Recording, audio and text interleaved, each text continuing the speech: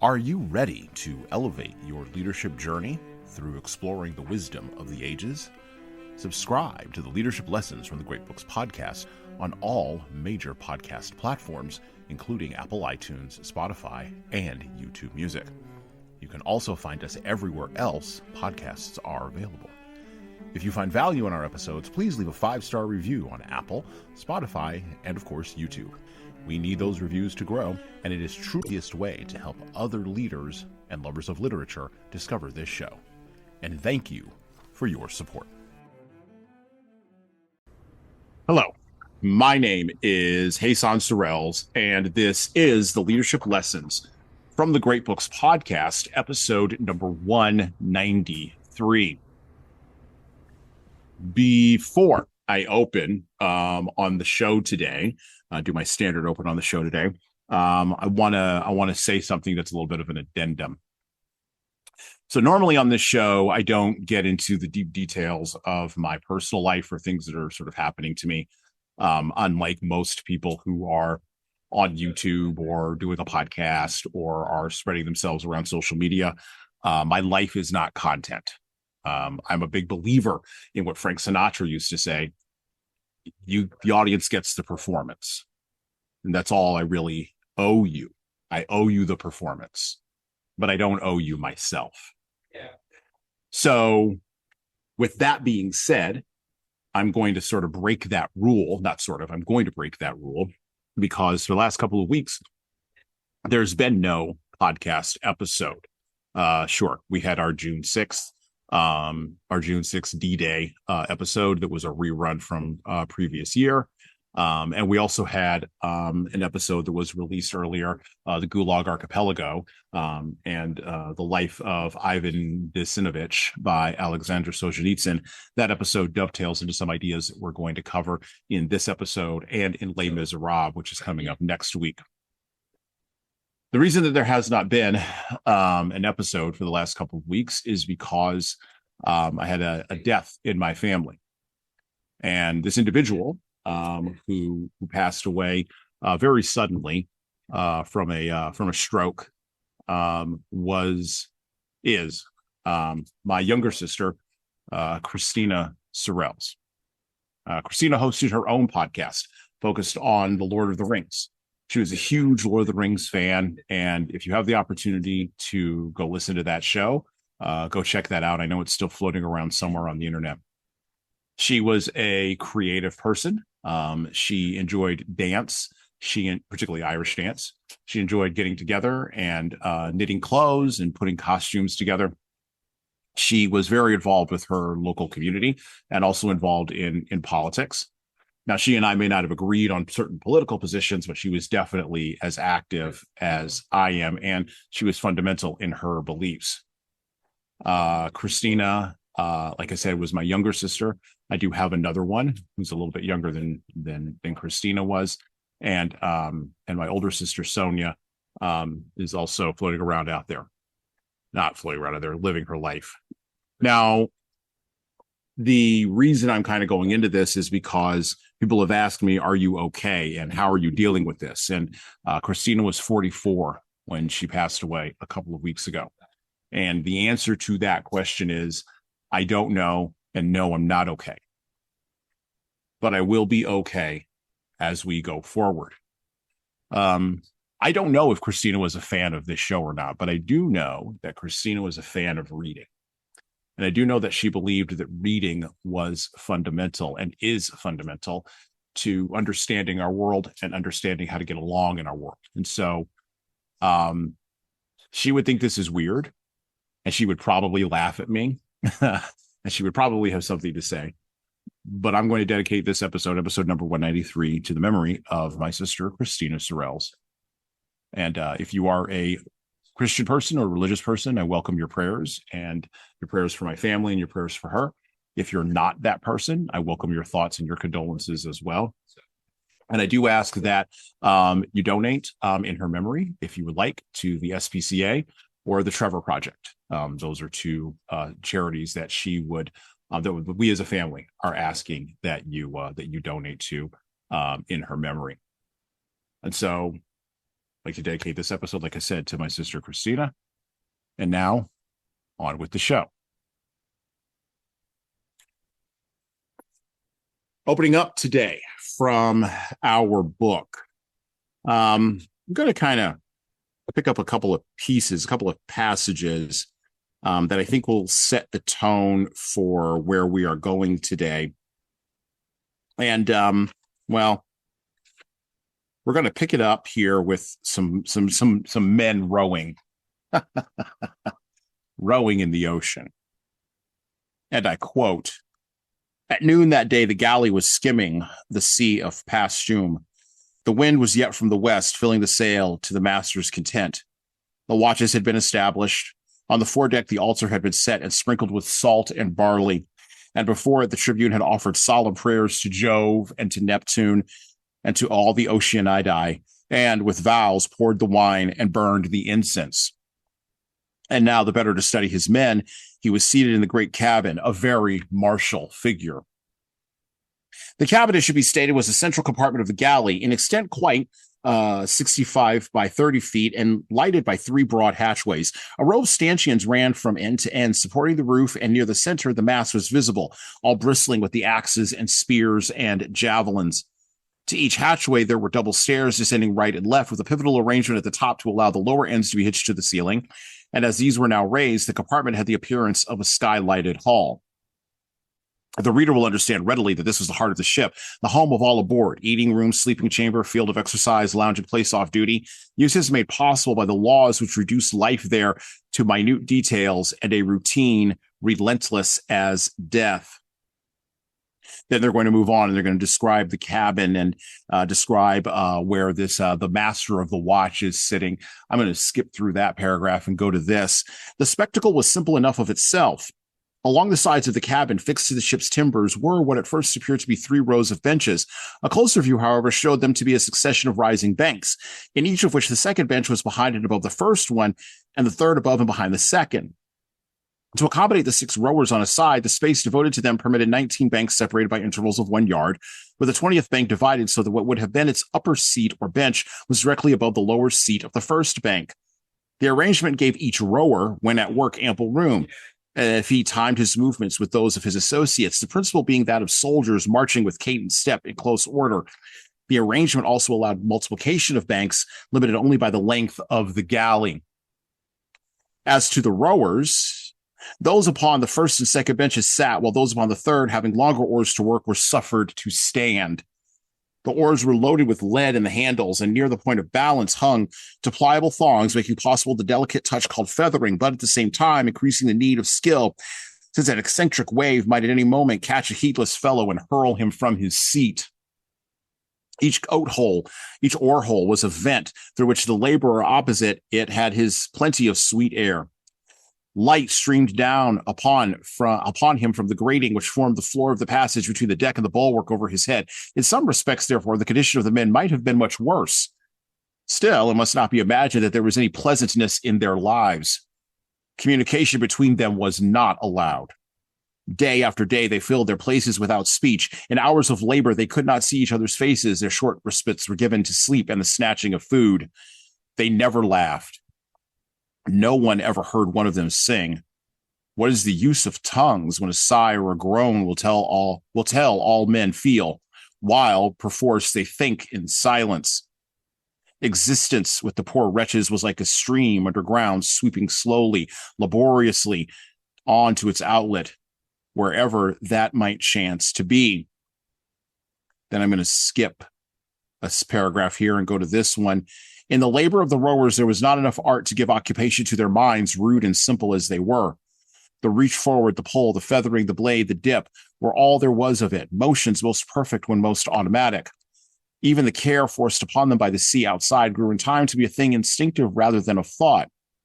So, as the result of long service, the poor wretches became imbruted, patient, spiritless, obedient, creatures of vast muscle and exhausted intellects, who lived upon recollections generally few but dear, and at last lowered into the semi-conscious alchemic state wherein misery turns to habit and the soul takes on incredible endurance.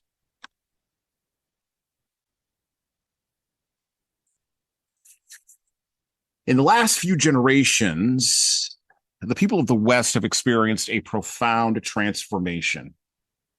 The material and social world that used to be held as a sacred place descended in the space of 100 years ignobly or ignobly, depending upon your pronunciation of the word, into a place of the merely profane. The long story of the long 20th century, from the killing fields of World War I to the tragedy of 9/11, is a story of the seemingly random occurrence of numerous traumatic social, economic, political, and cultural events. The other dynamic is that the meaning behind those events was never fully explained, not by politicians, policymakers, philosophers, religious scholars, or even the materialist scientists. Not to the people involved in them, and really not to those people observing those traumatic events. This lack of a definitive structure of place, meaning, and significance, or even an attempt to explain the events themselves, has moved Western humans from a location of centered spiritual surety out to the edges of spiritual uncertainty and psychological chaos. This transition was documented in literary fiction of the 20th century, from Ernest Hemingway and William Butler Yeats to Joan Didion and Edward Albee. This was reflected in the movies and television shows that inundated Western man during the 20th century. It even redounded down to the songs we danced to and the advertising and marketing we consumed. This lack of meaning, however, has led to a wandering, and here's a big word that we're going to focus on today, desacralization. Desacralization project in the West during the 20th century led directly to an increase in the moral conundrums we find ourselves currently mired in. I've said this on the show before. I believe that future historians will wonder why we fail to arrest such a descent into the abyss. They will wonder that we had all of the technology, we had all of the stuff, we had all of the artists screaming for meaning and significance, and yet we couldn't wrap our arms around it. After all, we are the most published ordinary people in the history of the world. And they will use all of our words and images and videos to judge us. And I suspect they will find us wanting. However, not is all lost, or all is not lost, and not all is lost, right? We in our time, I think in the year of, dare I say, our Lord, 2026, we in our time right now have the opportunity, the vague outlines of which are buried in this book that we are covering today. We have an opportunity to arrest some of this desacralization. Of course, we're not going to do it by going backward. We're only going to do it by going forward. Now, this book that we're going to cover was once described as, quote, the most influential Christian book of the 19th century. And in our time, it stands, and I think my guests will agree with this today, as an anachronistic throwback to an infinitely more romantic and I think an infinitely more sacred time.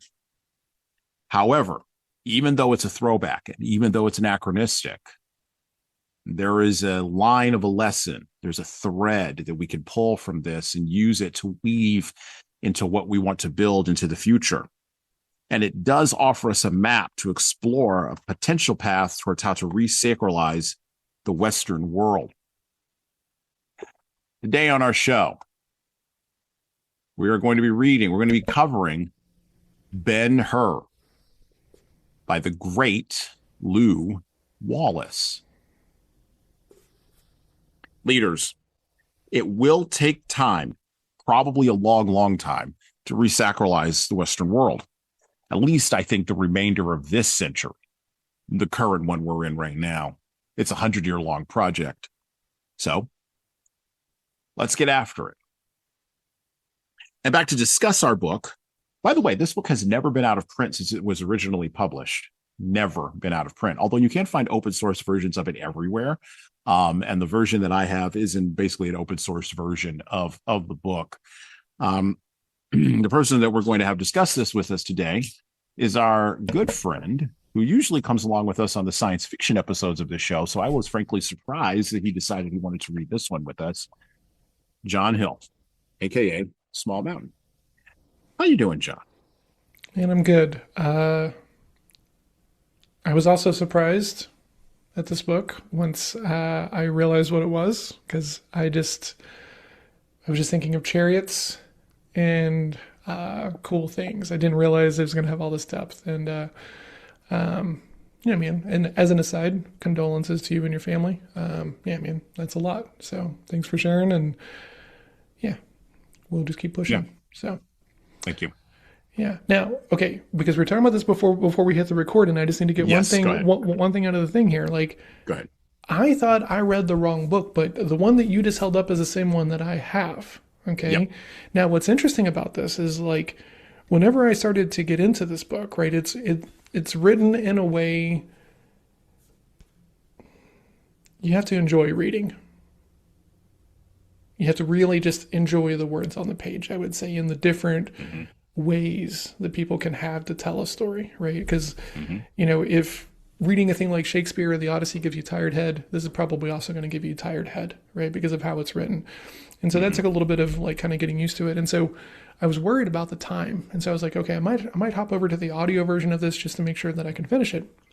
Hmm. And I tried to go and find an audio version of it, and I couldn't find it. So then I'm looking around on Spotify, and I'm trying to find the chapter that I was in, and it was like skipping around a little bit. It was such a weird thing. And so then I was like, am I on the wrong one? And then I just chalked it up as like, okay, maybe Spotify doesn't have their stuff locked down the way that they should if they're going to do audiobooks.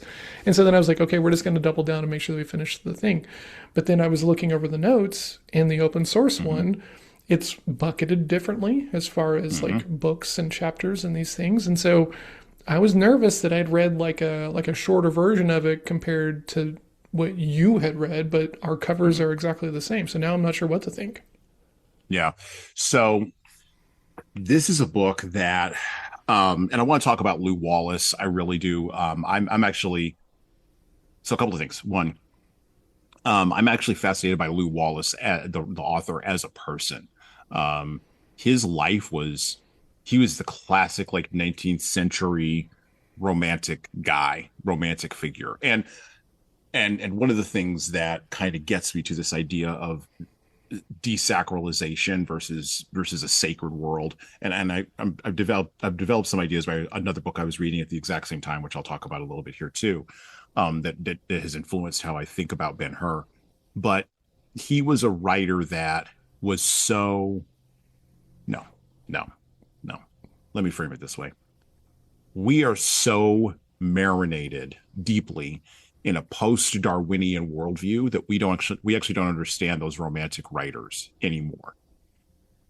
And by the way, I'm not just reading Lew Wallace and Ben-Hur. I'm also in the process of reading Les Miserables, which will be coming in the next episode. Victor Hugo, a deeply socialist atheist writer, like all the way over there on the other end of like Lew Wallace. Two totally completely opposite guys, right? Mm-hmm. But both romantics in the 19th century in a way that we don't, you have to take their product at its word, and it resists deconstruction because at a certain point, and this is what romanticism is, at a certain point you have to go past the deconstruction to something else that can't be deconstructed. And over the course of the 20th century, this is why I opened up with this, we've done such a good job, at least in our public institutions. And by public institutions, I mean higher education, the media, um, most of Hollywood, popular entertainment, even now in business and corporations. We've done such a good job of saying that brute materialism is the thing that matters. And this is a post-Darwinian worldview. Brute materialism is the thing that matters. Things, even in our language, our common language that we use, we evolve, right? We are not sanctified. We adapt. We don't grow, right? Um, Even the way the sentences are written in Ben-Hur would be, they even sound like an anachronism coming out of my mouth. And that's because they're coming out of a romantic sort of Agreed. ideal that I think is really tough for us to wrap our arms around. We think those people were naive or stupid, and they weren't. They weren't Darwinians. Well, there's an interesting point there, because like when I started to read the book, I because I did a little bit of research first, because just trying to get the copy of the book is Yeah. when I realized like, oh, okay, this is gonna have a fair amount of religion inside of it. Okay, Yeah. interesting. And it's interesting because I did have a moment of like reading it, and it was kind of like I was expecting it to be written in that easy, approachable version, and it wasn't. And so I had a moment of I needed to decouple the romantic side of writing and making art for these things because I was like, this is going to be hard to read because it's religious. No, that's not the actual thing, right? It was just written at a different time when most people that were making art for I think a certain level of people, right? Mm-hmm. And so it did take me a little bit of time to decouple those two things, and then I was like, oh, this is just Gladiator. Okay, cool, right? Like, and then it kind of fell into more kind of like Mm-hmm. a theme that I'm very familiar with and have seen 1,000 times and stuff like that. So, but Yeah, I had to absolutely. decouple that personally. And that's where we're going to talk about this a little bit later. But the film that was the Charlton Heston film from like the Mm-hmm. 1930s, the remake of it in 2016 are two. It's, as I said before we hit record, it is a, it is a, hmm, it is. I can think of no greater example of cultural change that you could see where the core content, as we say now, is the same, quote unquote. Everybody's reading the same words off the book, off the same page, but the meaning, the significance behind them has shifted because worldviews have shifted. And Mm-hmm. I'm not saying the worldview shift is good or bad. I'm merely saying it is. We can argue about whether it's good or bad, and we do a lot. That's what we do in this country. We argue whether that meaning is good or bad, but we don't. We sometimes fail to acknowledge. I think we fail to acknowledge that the shift has actually occurred. Because again, I don't think we know what to do with that. We don't know what to do with the meaning of that, and it feels as if we should do something with it. And maybe we should. I don't know. But I think it's important to acknowledge that the shift has actually occurred. So I'm curious about this. Yeah. So you said that we're going to talk about this one word a lot, desacralization. Okay. Yes. And I'm working my way to the point because like Sure. I'm just curious. Yeah. What does that mean? Like what like because I'm assuming, right? And this goes back to like the good old days, right? People are always thinking about the good old Sure. days, but if they weren't glorious for you, you're just positive about the change, Mm-hmm. right? So it's funny because like I notice a big difference, right? Just in like this book wouldn't do very well today if it was released today, right? No. Especially not the way that it was written here and everything. No. And so I'm curious, why do you think it's important that we, I guess, remain a sacred society? Is that the thing? Is that your That's one idea. I actually don't. I actually think. I think we are going to always lean towards being a sacred society because of the nature of who human beings are. That's one assertion that I make. But then and I think that we've gotten to, we were just talking about Elon Musk and SpaceX, not to go into that, before we hit the record button, not to go into that again. But I think that there are, I think we've hit the ceiling of what the brute Darwinian materialist scientific perspective can get us. I think we've sort of hit a ceiling. And I'll use a perfect example of this. Or not a perfect example, but a example of this. Many, many commentators, not just me, have wondered why things, and I don't mean cultural circumstances, but I mean like technology, hasn't gotten any quote unquote better. I actually just saw one of these articles flooded to me in my Facebook feed the other day. Hasn't gotten any better in the last 30 years. I see these articles all the time. Why technology's haven't not things gotten better in 30 years? right? Why have things not gotten better? Now the things usually they start with technology in those articles, and then they eventually descend into culture because that's really what they want to talk about. And the reason I think ties into this idea of the sacred versus the profane. But I also think, and I also think that this struggle is the struggle of the 20th century, right? And it's been a long 20th century. I honestly think the 20th century started probably in 1860, no, 1865, and has dragged on to now. It's kind of like the long 19th century, which started in like 1776, right, with the Declaration of Independence, and then kept right on going all the way through World War One, right? Long period of a lot of change where people fundamentally didn't understand what was happening. They just knew the shift was moving. I think we're in that same period, but I think we're getting ready to exit it. And I think the thing that will allow us to exit that is an idea of the sacred. Now, where I get this idea from, let me bring up this book, because I was reading this book at the exact same time. It's this book. It's called The Sacred and the Profane by a religious scholar named Mircea Eliade. He was, well, and I'll talk a little bit about him in a minute here.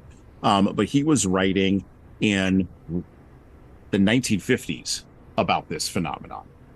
And he asserts that, and by the way, he's a secular religious scholar. Let me be very clear about this. The man was not a Christian. Let me be very clear about this. Nor was he a Muslim, nor was he any of that. He was consumed by trying to figure out why all of these religious traditions, all of them, even the paganistic religious traditions, all tended to create a human being that was focused more on things that were sacred and outside of the materialism that he was seeing in the 1950s, because he's writing post-World War II, right? Mm-hmm. Post the atomic bomb, which at that point was like the biggest materialistic example of like, boom, we can put science to this problem and stop this human behavior ever that anybody had ever seen up to that point. And so he's writing, and he escaped from, I believe he escaped from Romania during World War II. So he was running away from the Nazis. He had a whole lot of axes to grind in a whole lot of different areas.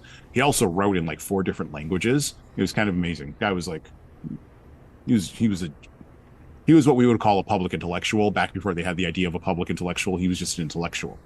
And so he wrote a lot of books on the nature of religion, the nature of what myth means, how myth ties into a sacred worldview. And one of the points that he makes is that, and it's right here in the introduction, and I want to read this. He says, this book basically will show the ways in which religious man attempts to remain as long as possible in a sacred universe. Hence, what his total experience of life proves to be in comparison with the experience of the man without religious feeling, of the man who lives or wishes to live in a desacralized world. It should be said at once that the completely profane world, the wholly desacralized cosmos, is a recent discovery in the history of the human spirit. Close quote. So he's writing that in 57. I think he was exactly right.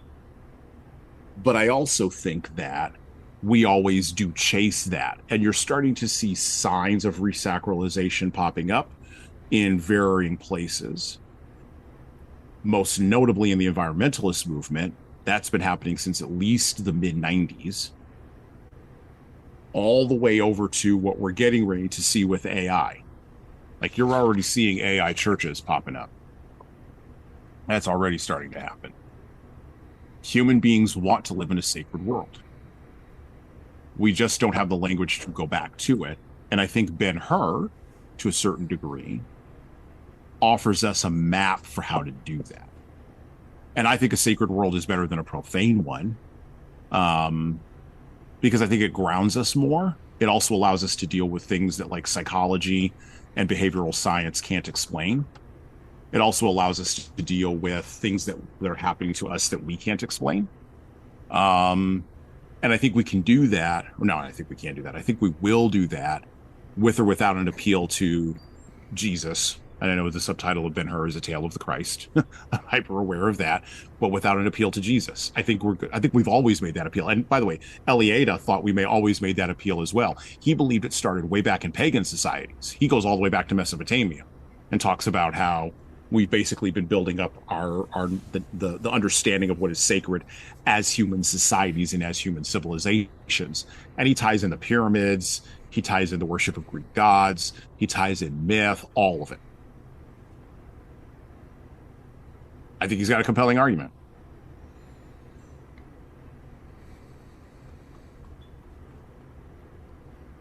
Here's where I get stuck with this idea. Yeah.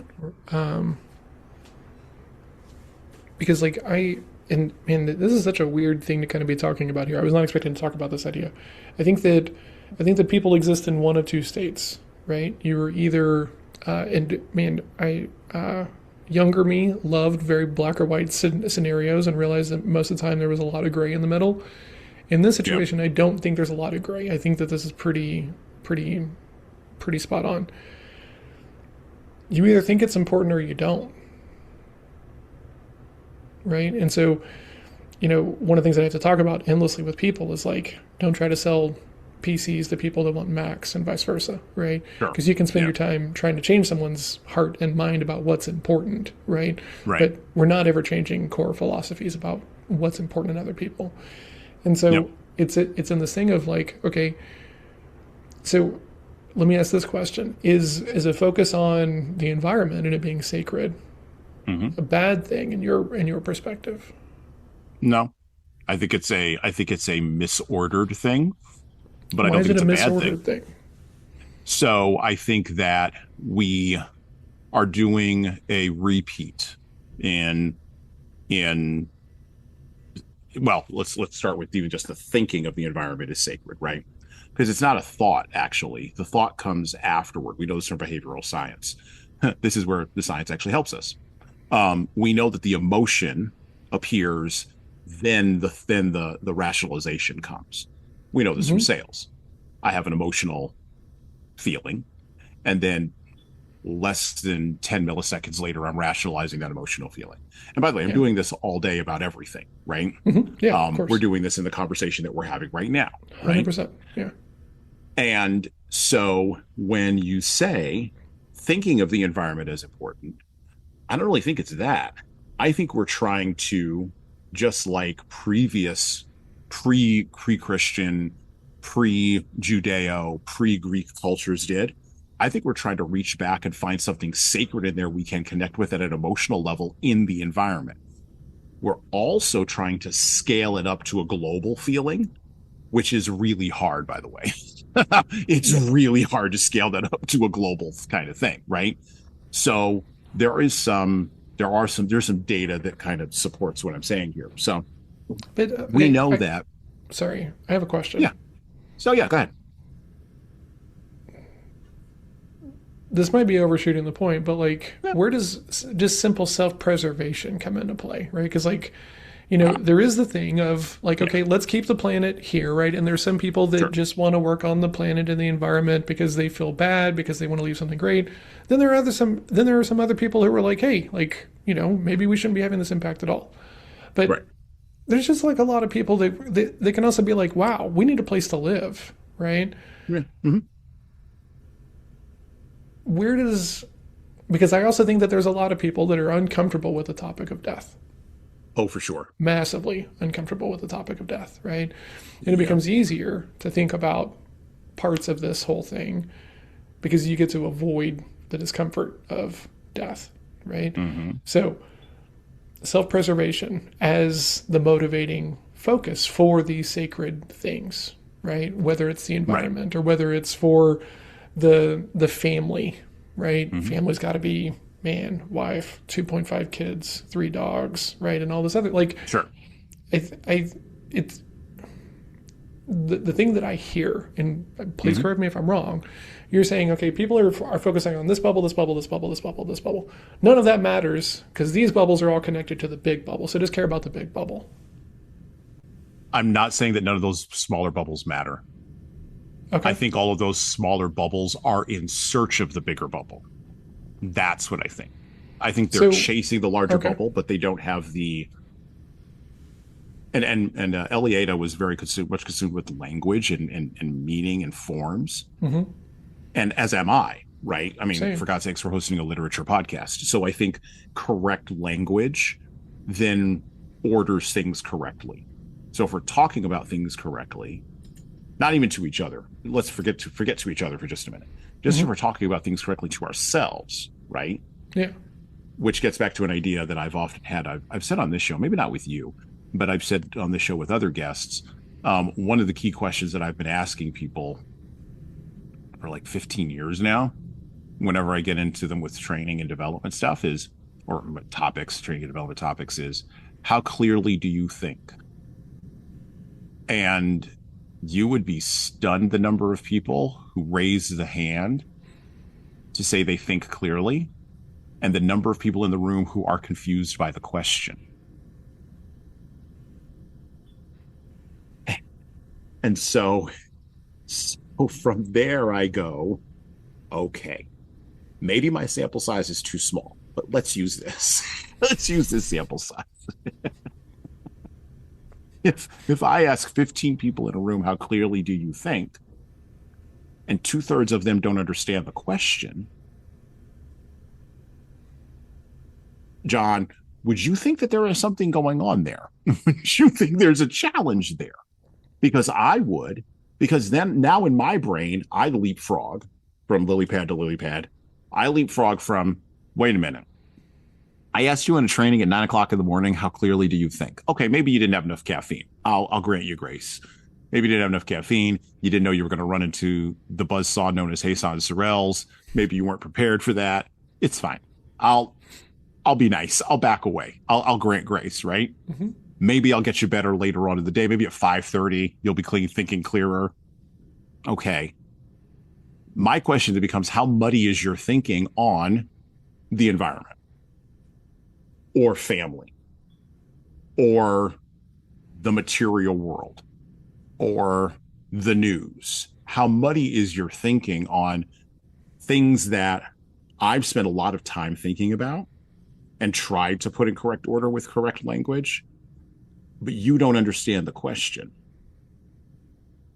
And so I look at the little bubbles as being, for lack of a better term, ceilings that people have to break through. But I don't know how to do that. I don't know what the tools are to break people through. And by the way, I don't think it's my responsibility to do that. I'm not taking all that on. Mm-hmm. I think that books do that. That's why we're doing a book podcast. And I encourage people to read these books, because books, as I said to another guest a couple episodes ago, books smuggle ideas across time. Ooh, that's a great line. I couldn't believe it. It just came off the top of my head. I just literally just like, and the guy was like, that's genius. I'm going to write that down. Like, yes, write it down. I'm a genius. That's the thing you wrote down. I'm a genius, and not the books smuggle ideas across time. Yeah, exactly. Yeah, that's right. And as soon as you're done, you're like, man, didn't want to forget that. And I'm going to mic drop and I'm out. You all have a good day. So I think books are the tool that allow us to break through those ceilings. I think more people in the 19th century, which was a book-dominated century, because there was no TV, radio was nascent, newspapers were everywhere, but everybody wasn't literate. Like we didn't have the literacy levels that we have now. They were greater than they had been at any other time previous to the 19th century, but they still were not at the level that we have now. Yeah. The technology of distraction was not there, although people would tell you, if you go back to the 19th century and you read what people actually wrote, they would say that the public readings of Charles Dickens was doing, they said the exact same things about those public readings that people say about people doing TikTok videos now. Literally the exact same language. Yeah. So there's always a technology that's destroying something somewhere. And to that point, right? Like, God, what was it that I was reading? They were talking about how, because one of my favorite things is like the generation before always likes to crap on the generation after from a gatekeeping perspective and everything. Yeah. And it's funny because like they used to, what was it? I think it was books or maybe it was chess. But they were trying to villainize that. Oh, yeah. They were trying to say, like, you don't want your kids reading because that means they're not going to be out in the field or something like this. Like, and like, just think about that person. Like they think that they're doing the God's work, right? Of like keeping these Correct. kids dumb and in the fields and unable to do anything else like this, right? But this is one of my favorite topics because the thing that I have to help people do is develop discernment around their own products, ideas, services, and to have that in awareness while they're having sales conversations, right? So my Hmm. favorite thing was whenever I'm talking to a founder or a salesperson, it's like, who's this not for? Right? Because if you tell Right. me that it's for everybody, I know you're not on the level. Like, and I know you Hmm. just need time, right? You're like the Hmm. CrossFitter. Hmm. Just started CrossFit and you think that everyone should be doing CrossFit. Like, you're not thinking about like, Kip style pull ups have really, really crazy tensions on like ligaments and tendons and soft tissues, and people can get really, really hurt flopping around on a bar because they're not conditioned for it. But everyone should go do CrossFit. You don't know enough, right? It's the Dunning Kruger Right. stuff and everything. And so half the time, right, there's going to be people, status quo thinkers. I don't want any change at Hmm. all, right? And they're Hmm. they're they're spouting consistency because the fear or status quo. Hmm. And then there's, okay, let's go try something new. Let's go try something different. Like, Hmm. how do we parse these two things? Like, I don't know. That's the God's honest answer. To use, I don't know. I know that what I do know, though, what I do know is that we tried to use, we took the theories of Darwin and we spread them through folks like writers, right? Like the Huxleys, that entire family, spread them around, right? H.G. Wells spread them around through his science fiction. Those are two big names that I could just name right there. Then you had folks that spread them around, or at least took the conclusions of Darwin to what they thought was a logical conclusion. So Kinsey, who did all the sex behavior studies, he was one. Freud, well, not Freud, sorry, Carl Jung was another one that took some of this to its quote unquote logical conclusion. I will also quote from another book, um, ideas have consequences, right? yeah, So the idea that evolution has occurred over a long period of time and that human beings, now let me be very clear here, the idea that human beings are not created in the image of a divine transcendent God, but instead the idea that human beings evolved over the long course of millions of years from, depending upon where you want to start, a fish in the ocean that decided to get out and come to land, or from a simian ape, right, that broke off and evolved over the course of however many yeah. thousands of years. I think we're up to 12,000 years now, 14,000 years now, whatever it is. That idea, I'm not talking about the truth or the factual nature of the idea. I'm not debating any of that. I don't care. Well, I won't say I don't care, but that's beyond the pale of this podcast and beyond the pale of this conversation. I'm merely talking about the idea itself having a consequence. Oh, well, I did have this And that moment. I and that idea, by the way, that idea just Yeah, let me please. close up here. That idea then closes the door to guys like Lew Wallace to writing Ben-Hur. Well, It closes the door gradually, and I don't know that that door closing is a good thing. Now that's an idea, that's a debate I would like to have. That's a conversation I'd like well, to who just gets to be in talk charge about. of that though, right? Because you and I, we're also having this conversation. There's an audience for everything, right? Right, So, right. you can be the Lew Wallace who's like, oh, me and publishers don't want to write my book, or you can be the Lew Wallace who goes out and starts a publishing company because you're not going to let anybody stand in your way, right? There's always that where, Sure. oh, I'm shadow banned on social media. Like maybe your content just is garbage. Maybe you're not connected to the right audience and different things like this, right? There's always this idea that like we're being constrained, right? Like Well, maybe, Dostoevsky self-published. Let me be okay, very clear. Dostoevsky self-published his books. I yeah. think all but the brothers Karamazov, if I remember correctly. Oh, interesting. I didn't know that. Yeah. So Dostoevsky couldn't get a publisher. I mean, like, and that's my kind of big thing is that like the big stuff isn't going to be seen in the main threads, and you have to go seek it out, right? Like Sure. the old like martial arts thing, right? The student who won't spend a year in a horse dance is not a student, Right. right? You have to want to go find your thing. Now, I did have this very surreal moment in the book, right? Because Hmm. the thing that I did appreciate a lot that I never really had much perspective on was just how much like Jewish culture Yes. was like looked down upon, just like as lesser, just Yes. for people who want to go do their thing and have their faith and everything else like this, you know. And it was interesting because I think he does a really good job of just talking about how the Romans just don't get it, Hmm. right? Like he does a good job of talking about the like lack of faith makes it so hard to even understand, right? But there was this part where he was talking about how the Romans have all these gods and they just have the one, and how the sheer idea of that causes a lot of like friction and pejorative, like instant, well, uh, I'm just going to put this here. You're a Yeah. snowflake, right? No, you're a Right. snowflake, and everything else like this, Right. right? This idea. Right. And I was struck by that, at first, of just like how long this culture of people have just been like shoved down, right? And also because I could then appreciate that, I could also then appreciate this idea that like the king of the Jews is coming and stuff like this, and what a rallying idea that had to have been for all of these people who felt underrepresented, Yes. walked on, and different things like this, you know.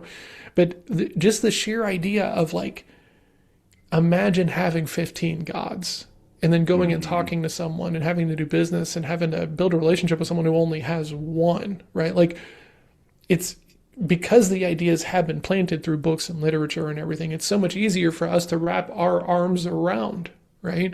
Versus if you've only ever seen it the other way, it goes back to this other thing. It only seems like magic because you're not smart enough to get it.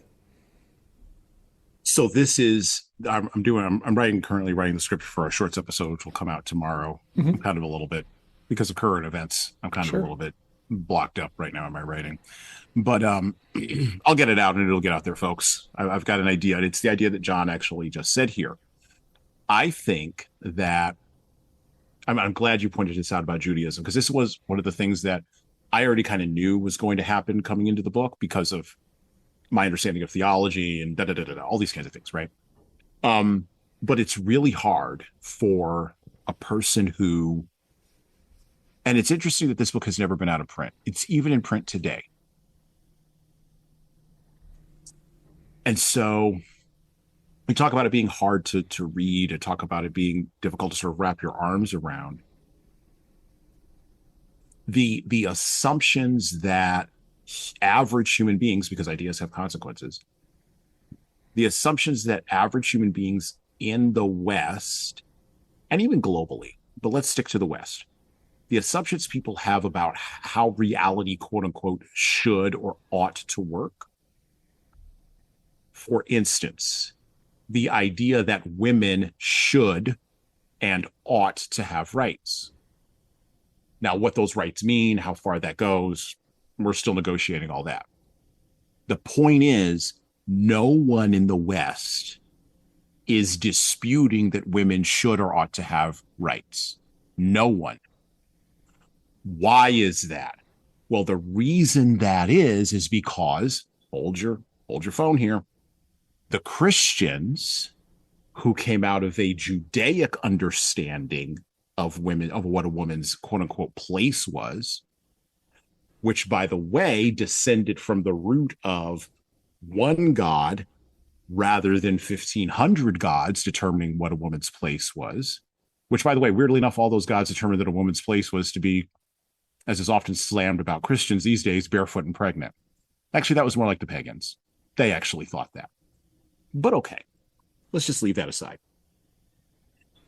These kinds of ideas over the course of 2,000 years have marinated to the point now where we have legitimate arguments not about should women have rights or should they not have rights. We have legitimate arguments about what kinds of rights women should have, and we don't even blink twice about it because ideas have consequences. I'm not talking about do we believe that Jesus was the Messiah or not. I'm not talking about any of that. We don't even have to go there. We just have to go to the idea that a guy named Jesus walked around said it would be nice to be, he said it would be a really good idea, and I hate to do this, but to reduce everything down to be reductionist for a minute, said it would be really nice idea to be really good to the widow, the foreigner, and the weak. And people took him seriously. For 2,000 years, people took him seriously. What was said in the pagan reality? And by the way, the early Christians in the first 500 years of the church, this is what Augustine was yelling about in City of God, which we've read on the podcast before. This is his whole argument against the pagans in 300 or whatever when he wrote that book. The pagans believed that women didn't have rights. Not that they should, what kind of rights should women? No. There's none of that. You're just, and you see this, by the way, in Ben-Hur, the way that Ben-Hur's sister and mother are treated. We're shocked by that. Why? We don't ever ask, why are we shocked? Well, we're shocked because of 2,000 years of Christianity. That's why we're shocked. And that's an interesting idea. Yeah, for us to not acknowledge that. And again, you don't have to believe in divinity. You don't have to believe in resurrection. I'm not asking you to buy any of that. There are certain fruits that ideas produce. And those fruits come from a tree, which has a seed and a root in the ground, a root coming from a seed in the ground. Mm-hmm. The seeds matter. Ideas have consequences. So if we want to re-sacralize the world, we have to look at the seeds of where people's not only individual beliefs are, but where society's individual beliefs are. And by the way, we have to question those. And I think the internet, to stand up for modern technology for just a minute here, I think the internet does an excellent job. And I talked about it in terms of a cul-de-sac. I'm going to go back to this idea. It does an excellent job of bringing people who have had these thoughts before, coming from different roads into the same cul-de-sac, and then meeting in that spot, which increasingly is happening online, and going, mm-hmm. Oh, wait, you thought that too? Oh, I just thought that by myself. Yeah. Mm-hmm. Oh, now we can make common cause. And as I keep going back to, I think re-sacralize the world. This is where the postmodern environmentalist movement, this is why it's doing well. Because all these people are getting together in the same cul-de-sac. Yeah. I don't inherently see that as a bad thing, though. No, and I'm not arguing that it's a bad thing either. I'm merely saying the seeding of it doesn't. We're not going in deep enough. We got to go in deeper. I'm with you. We got to go in deeper, and I don't know that people have the horsepower sometimes to go deeper. And I think that's fine. By the way, let me be religious here for just a moment. I think God gave different gifts to different people, and I think that gave different strengths and abilities to different people because we need all kinds. Mm-hmm. I'm not demanding that everybody have the intellectual horsepower of Jesan. No, I'm not making that demand. I'm merely saying we've got to acknowledge what the seeds are so that we can have a common conversation moving forward rather than a fractured one around things that don't matter. Things that don't matter at all. Politics. This is why I don't have political conversations on this show, because politics are misordered. It's all misordered in the hierarchy. We want to talk about politics. Politics is downstream from culture, which is downstream from religion, small r religion, which is the sacred and the profane idea, which is downstream from how you actually think about being and meaning and significance. We got to go all the way up to the headwaters. How do you think about who you are? How do you think about your level of significance? How do you think about your being? And if you've never thought about this before, because you didn't want to take a philosophy class in college because it seemed like it was really boring, or maybe you didn't have a history of talking about these ideas in your parents' house, or maybe you just didn't think you had the horsepower because no one told you, or you looked at that book and you were like, I don't want to deal with that because Kierkegaard seems really complicated. Why can't I read this as fast as my graphic novels? Oh, because you need space to sit and think on these ideas. That's what I did for a while, right? I would look over this fence as I was training martial arts, right? And I'm like, Watts and stuff, and then occasionally I'd pick up a book and I would try to speed read through it, like I read for entertainment, and then I'm like, who's getting depth out of this thing? right? Right. Wasn't even walking into the deep end, kind of situation. So Right. that's an interesting thing, right? Like I believe that people have different strengths, and then 1 inch past the strength is a challenge, right? It becomes limiting Mm-hmm. and a constraint. And as long as you're really aware of what you're great at and what not and not great at, and also knowledgeable about and experienced about and not knowledgeable about and not experienced about, I think life gets a lot easier. But if you're just running around thinking that because you did it, it was perfect, and all this other stuff that people get, I think, trapped into, right? None of this is a topic worth getting into, right? No, no. Well, and you talk about, and I really want to focus on. I didn't really want to focus on the Christian, the Jesus sort of aspects of Ben-Hur. I didn't really want to Sure. focus on that in this conversation, not because that's limiting, but because now this is my own weakness. I go with the assumption that people have heard about Jesus, and either, to your point, they either believe or they don't. I go with that assumption, right? Okay. And again, that's a limiting factor on me, right? Mm-hmm. Because maybe not everybody has, or maybe everybody hasn't, or they've heard the wrong thing. I don't know. I don't know. I think what's far more interesting is, to your point, the and it's really the ethnic. This is what Paul the Apostle talks about in all of the post-Pentecost New Testament books in the Bible, when he's using the word ethnos, which we substitute in modern translations. We substitute race for that, but that's not what he meant. He didn't mean the modern conception of like how we think about race. Mm-hmm. Not at all. He was much more consumed, and people back in the day, 2,000 years ago, were much more consumed with the ethnic groups that people came from and how the ethnos of those groups, which is different than race, by the way, influenced how people thought about the sacred, how they thought about the world, how they thought about reality. Mm-hmm. Um, the idea of ethnos continued up until the beginning of the Enlightenment, probably in the 16th or 17th century. That's when that started to break down a little bit. And then as the age of discovery opened up in the 17th, 18th, and then into the 19th century, that really started to break down. Voltaire was one of the first ones, actually. We just read Candide on this show. Voltaire was one of the first sort of skeptical, they called him back in the day, skeptical writers, who was sort of breaking down ethnos and really trying to do the conversion into racial groups, right? Mm-hmm. Because now you're taking Europeans, and that's a gigantic monolith word, and it doesn't mean anything.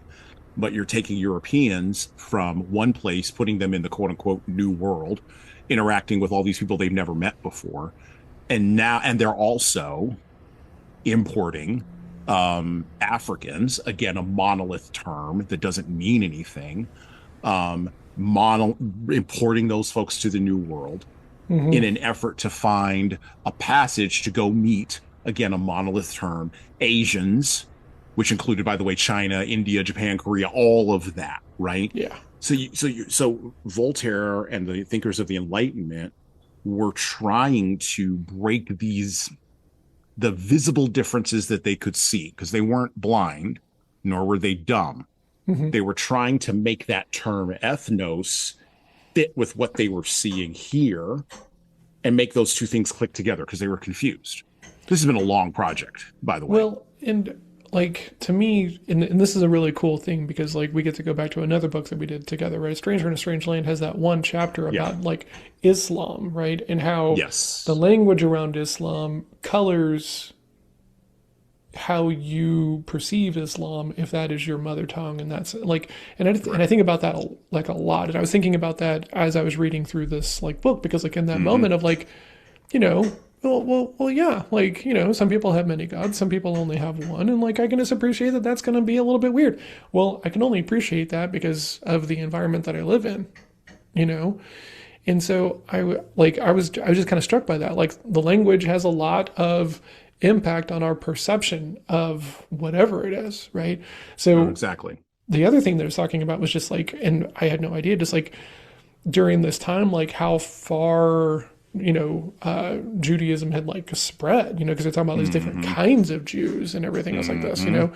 and like I just think that so that idea was cutting through for me, right? That it was more Mm-hmm. about like what do you believe and not like where are you from kind of thing. Right.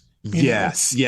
Yes, because in a time where the Greeks were philosophic Mm-hmm.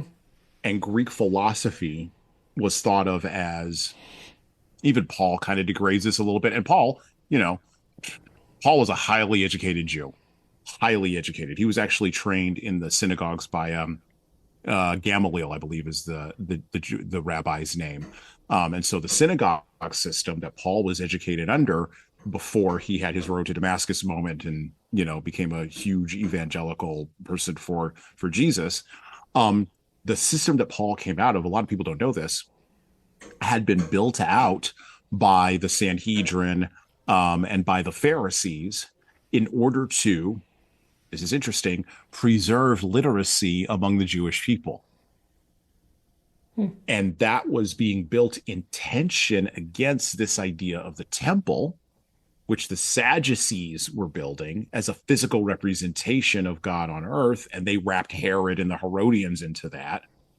And so that tension was existing in Jewish, he doesn't get into any of this, but that tension was existing in Jewish society at the time. And so Ben-Hur is clearly in this book. He is clearly a product of the temple system, or not the temple system, sorry, of the synagogue system. So the synagogue was the folks who were trying to go out and basically give scrolls to people and explain to them, like, these are the first 5 books of the Bible. This is what we think of as the Bible, the Pentateuch. This is what Moses is.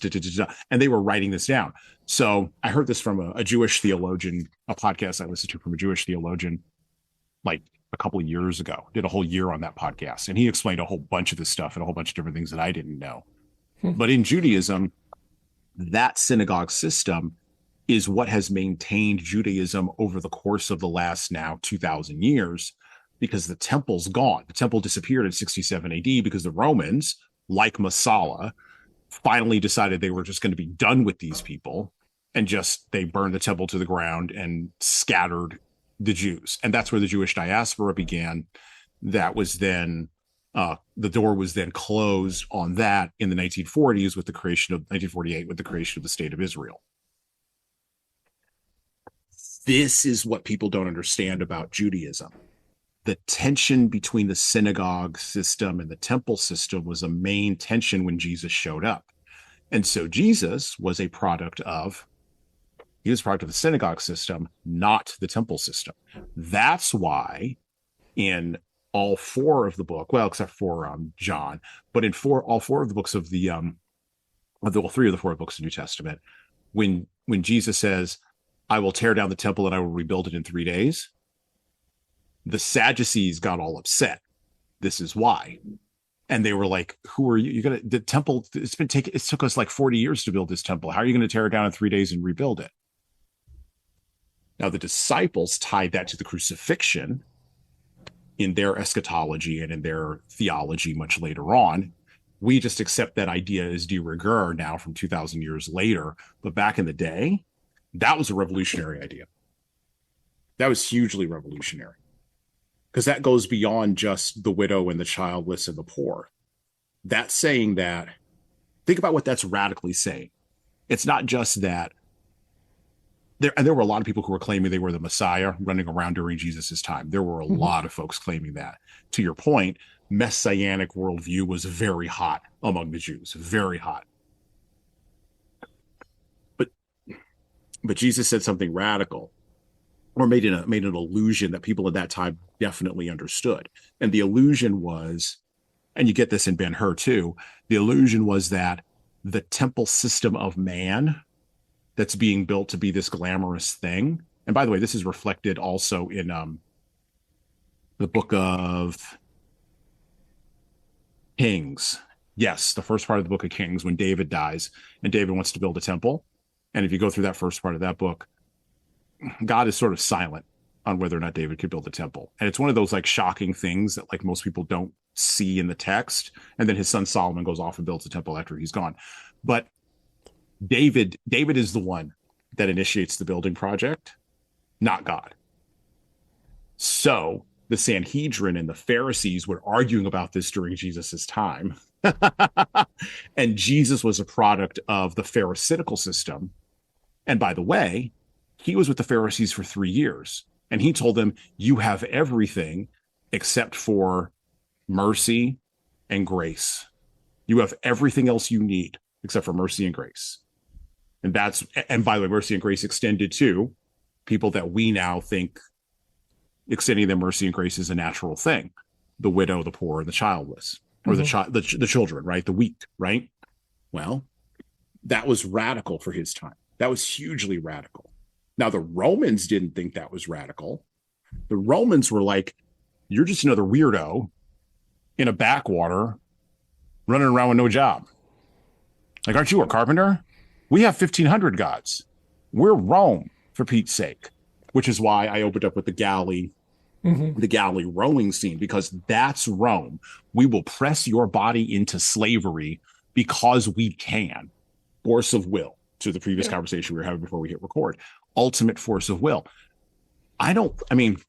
With the exception of the benefits of technology over the last 2,000 years, we don't really see states behaving like that, or we do, but it's less and less and less tolerated over the course of time. I also think that's a Christian assumption. Like the fact that we question whether or not America should be bombing Iran for 40 days, we think that all comes out of Vietnam. No, our skepticism around Vietnam, no. I mean, there was skepticism around World War II. There was skepticism around World War I. There was skepticism around the Civil War. There was skepticism around the Revolutionary War. Need I go back any further? There's been skepticism, and that skepticism comes from ideas having consequences that go all the way back 2,000 years. And so when I talk about making it sacred, I'm just saying, just acknowledge that it goes back 2,000 years. Let's start with that. Let's just start with that basic acknowledgement, and then we can move forward. Dude, it's so funny because I was in training during like 9/11, right? And so that was my birthday. I think you and I have talked about this, and so I joined as a reservist, and I joined the military for all the wrong reasons, right? It's funny now because like I'll have parents and they'll come talk to me and they're like, "Hey, will you talk to my kid about joining the military?" And I'm like, "What do you think I'm going to tell them?" First of all, I'm not going to talk them into it or out of it personally. But I remember going in like the next day, right? And tensions are running hot, right? I mean, we're in job training for the military, right? Right. And everyone is so excited to go turn it into a parking lot. Like that was the exact wordage that was being used. Let's just nuke them all, turn it into a parking lot. And me being me, like, I'm like, that doesn't make us any better than them, of course, which wasn't heard. And now I'm the bad guy, in the platoon and everything else like this, because like we're not even allowed to have this conversation or talk about it or anything else like this. It was such like a weird moment, And so it's weird because like, the thing that is like there is, like human life in and of itself is something like worth protecting, right? Not just for our side or for our beliefs, like in general, like I kind of don't care what you believe. If you're not doing harm to another human being, you're allowed to believe whatever you want, right? Yeah. And so, this didn't come from nowhere. And it, by the way, it would be an absolute shame. And this is the thing that, like, I said this before on the show, and then we'll go back to the book because we've wandered way far afield, but it's okay. Yeah. It's good. This is a good conversation. The challenge that I had with the Nuremberg trials at the end of World War II. So the challenge of Nuremberg was how do you create in 1946, 47, and 48? How do you create a post-war order? And Mircea Eliade would appreciate this. How do you create a post-war order based on a desacralized world? Because how can there be the sacred in the firebombing of Dresden and the two nukes dropped at Hiroshima and Nagasaki? We've now desacralized the whole thing. We are now deeply in a profane world. How does a profane world, or people with a profane worldview, even though they may mouth the words of the Bible, how do those people judge German atrocities? Oh, and Nuremberg, So Hannah Arendt talked about this in her great book, Eichmann in Jerusalem, about the trial of Adolf Eichmann in 1961, a book we've covered on this show. And I mean, Eichmann was the person who signed off on all the orders that transported the Jews to the concentration camps. And he just made it more efficient. And Hannah Arendt, who barely got out of Germany ahead of the Nazis, was hired by the New York Times, I believe it was, to go and cover the trial because the Mossad did what the Mossad is going to do. And they went and snatched that guy up in Argentina in like the 60s and put him on trial. And Hannah Arendt made a point that the same problem that the Jewish people, who were only barely like half a generation away from the Holocaust, so there were people around who still had that in their historical memory. I mean, they lived through it. Yeah. Those people had trouble not convicting Eichmann, but figuring out on what basis to convict Eichmann. And so the basis to convict him, Hannah Arendt pointed this out, she thought would have had more power if it appealed to something sacred rather than something profane.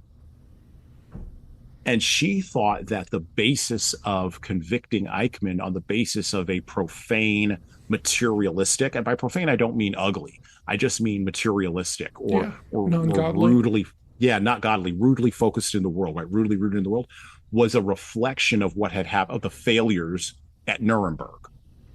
Because so let me go ahead. I think that what I'm hearing, right, and this is interesting, right? So let me work through this. Like, so they people that had gone through that had the question of like, okay, do we really have the right, or what gives us the right, because of all these other people that have been hurt and everything. And so the thinking is that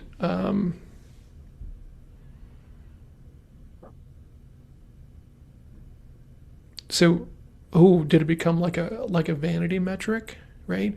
Because just killing one person, we've all done this thing. So look at the sheer number of people that this person has killed. So we're not going to be outraged by the death anymore. We're just going to be outraged by the amount of death that this person has caused. That was Stalin's critique of Nuremberg. Oh, interesting. Stalin went there. That's interesting.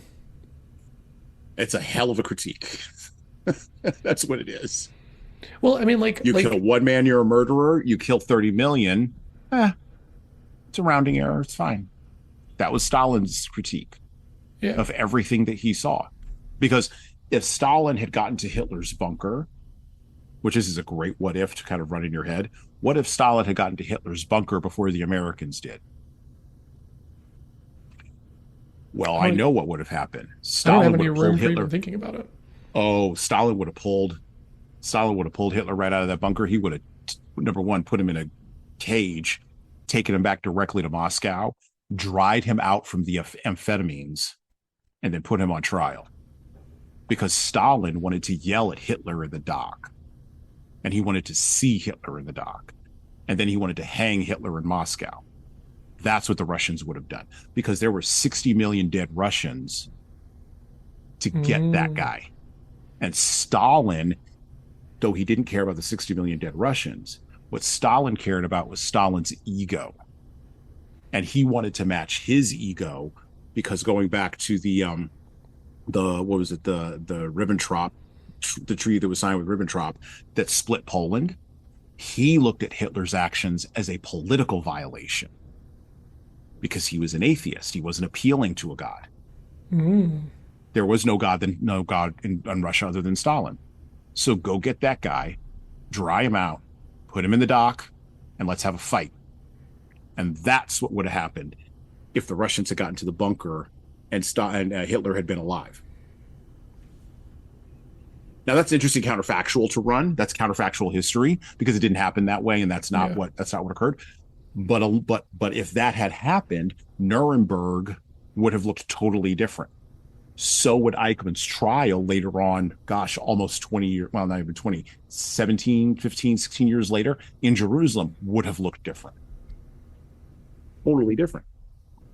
As it was, the Western leaders tried to split the not split the baby, but they tried to walk a line talking about numbers and morality. Well, guess what? Eichmann's defense was that he was doing a moral thing, and this is where the idea of just following orders now comes in. I was just following orders. I was trying to advance in the Nazi hierarchy, and this is how you advance. There's no morality attached to this. Yep. Which I say that out loud, and it irks me to say it out loud. Like I'm getting like there's little things in my body right now, like I'm having a physiological response to this because my spirit, the thing that's inside of me that knows this is wrong, is like, this is terrible. This is a terrible thing. Like I'm having trouble even just saying this out loud, but it's the truth of the thing. Well, and when you and I don't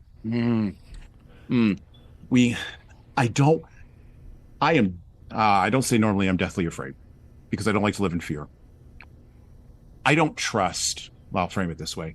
I don't trust that human beings can't wind up back at that cul-de-sac with better technology and more ability to kill more people. I don't trust that we're better. I don't trust that we're not evil from the beginning in our hearts. I don't trust that I don't trust that we have to learn how to be good, because it's just so much easier to be bad. Oh yeah. I'm with you on these things, but where every person I know who lives in the South, right? And if you're not a church going person down here in the South, right? Yeah.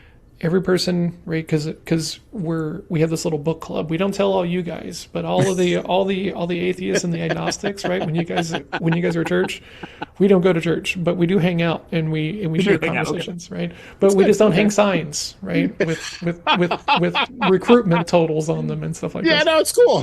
Whatever. Go have the meetings. Everybody should have a meeting. Go ahead. Get together. It's fine. No, go ahead. Sorry. But every person I know, and myself included, runs into the thing of like, okay, so like you're not religious, so how could you have morals, right? The presumption that morals are an alien thing because you don't, go to church and have the belief that until you accept Jesus into your heart, you're going to be damned, right, and go to hell, right? Like, sure, that, I don't think it has to go that far. But that's a very interesting thing of the idea of like, so like, was that guilt? Like they felt so bad that they had to make it about just like the sheer, because even from a volume driven perspective, like I would wager those two bombs, I mean, you gotta be somewhat, just from a body count perspective, right? So I think that they couldn't square the circle in light of what Himmler's defense from the dock. I think that in the case of Eichmann, they couldn't square the circle with Eichmann's defense from the dock, because while it's not a robust defense, if you are disconnected from the sacred in a way where you can't explain why a human being has value and then how that scales up, if you can't explain the why and how to enemies, that means you can't explain it to yourself. Oh, I agree with that. And so Eliade in The Sacred and the Profane in 1957 is noting that the lack of ability to explain is the reason to write the book, because he's thinking it's just an issue of give you the ability to explain, I'll give you the language. I live in 2026. As we've already talked about with clear thinking, I think the language is long gone. I think it's been forgotten, like the opening of Lord of the Rings, That was a great movie, which I just watched, Fellowship of the Ring, with my son, right? Things have been long forgotten because there are none now alive who remember them. I don't think we have people around who remember that. I think we've gotten carbon copies of carbon copies of carbon copies of carbon copies of that language now. And and this is why I said to re-sacralize the West is going to be a 100-year-long project, because we have to rediscover the language. And again, language away from religion, capital R, religion. right? Yeah. That's why I picked on the environmentalist movement or use the environmentalist movement as an example, because it's the easiest sort of one to use, right? But I also see where we are beginning to sacralize our technology. And we don't like to use those terms, but we do. So for instance, how many folks, when they wake up in the morning, the first thing they do is turn on their phone? Like the very first thing, like even before you say good morning to your kids or to your husband or your wife or whatever your situation is, your dog, Mm-hmm. the phone goes on. Or maybe the phone didn't even go off at night. So the term worship is, of course, loaded with Christian assumptions. But when you strip away all those, worship just means what you pay attention to at the bottom of it. Mm-hmm. So even folks like Elon Musk and others, Jonathan Haidt pointed this out in his book on the righteous mind. And then later on in his social media research on like what that's doing to teenage girls and sort of how well all that's going. Both of them make the point that we're already cyborgs. We just don't have the thing embedded into ourselves. Though that is the Oh, next that's step. interesting. The transhumanists would like to take that next step and go directly to the embedding Mm-hmm. because we're already doing the worship part. Well, I hear that as a person who, yes, okay, putting my full cards on the table, yes, is capital R religious. And no, I'm not trying to convert John. I could be friends with people of all different kinds. Okay, it's fine. Um, um, but as a person who's capital R religious, that scares the heck out of me. That actually checks me. I'm not looking to check John. John can check himself. I'm not looking to check my lit. Y'all do whatever it is you're going to do, but it checks me.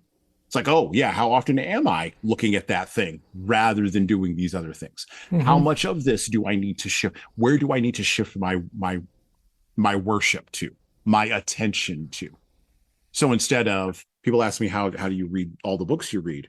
Well, I just don't watch Netflix or I watch less. Yeah. That was Like my I'm thing a in Kung Fu, right? right. Yeah. Because people will be like, dude, where do you find the time? Well, okay, after work. This is what I do. What do you do after work? Well, I Right. sit on the couch and I watch and I drink beer. Okay. I make other choices, Right. right? I'm Right. not finding a well of time that you don't have access to. I'm just using the absolute well of time that we all have a little bit more intentionally than you are. I often say this, and this is the crack up line. Kim Kardashian and myself, and I'll throw Lewis Hamilton in there. Lewis Hamilton and the guy from Game of Thrones and Kamala Harris and Donald Trump, we all have the same 24 hours. I don't care how you think about any of those people. Not one of them is getting an extra hour in the day. Not one. Nobody that you know, not from the Pope of Rome to the homeless guy on the street, is getting one more extra hour in the day. It's 24 hours the same way for every single one of us. Now, what Kim I love Kardashian does with her 24 hours and what the homeless guy does with his 24 hours are fundamentally different. I love the framing of that, right? Because like at this stage, right, when you become someone who just does things, right, and you put things out in Yeah. the world and everything, and they don't always see the time and the effort and all this stuff, right? Especially if you do things like books and things like that. Yeah. It's but I love that framing that like let's look at all these people. Not a single one of them is going to find another hour in the day itself. What they spend the time like such a beautiful way of talking about it, right? Because this is like one of the things that I talk about with everyone is they're like, and it's so wild because like I was this person, right? They're just stuck Mm-hmm. in I call it being stuck in the land of should, right? Mm-hmm. Should I have to work this hard? No, no, but don't want more than you're willing Right. to work, right? Like if you want an easy job and you want no stress, don't expect great pay. Just not how it works. Well, and I'm also worried about, because I'll throw this in as well, because we're way off our script. It's fine. Oh yeah. Um, we're way off. But this is why I love doing this show, because I get to have organic conversations Yeah. and it just goes. Um, I worry that the promises of our material technologists of we will deliver you universal basic income because of all the robots and the AI, and we're going to do that at some unidentified utopia in the future, and you will never have to work. You will merely as Dostoevsky wrote about in Notes of the Underground, you will merely hang around and have grapes falling into your mouth and only have to concern yourself with the propagation of the species. Yeah, Or as Nancy Pelosi's, because we've been or able as to Nancy do a Pelosi would say, universal income.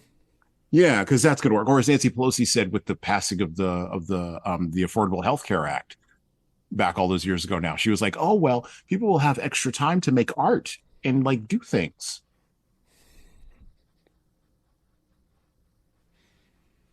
And now they're saying you don't need. Who was it? There was the guy who makes the music AI engine thing. He was like, well, it takes a lot of time to learn how to make music. So now you don't have to spend that time. You can go do something else with it. Like, you idiots. But again, if you have a sacred understanding of the world, though, this then translates into a sacred understanding of work. So work no longer is just a thing I do, a rude thing that I do to make money so I can sit on my couch and drink beer and I don't have to go do kung fu because I just made enough money to sit on my couch.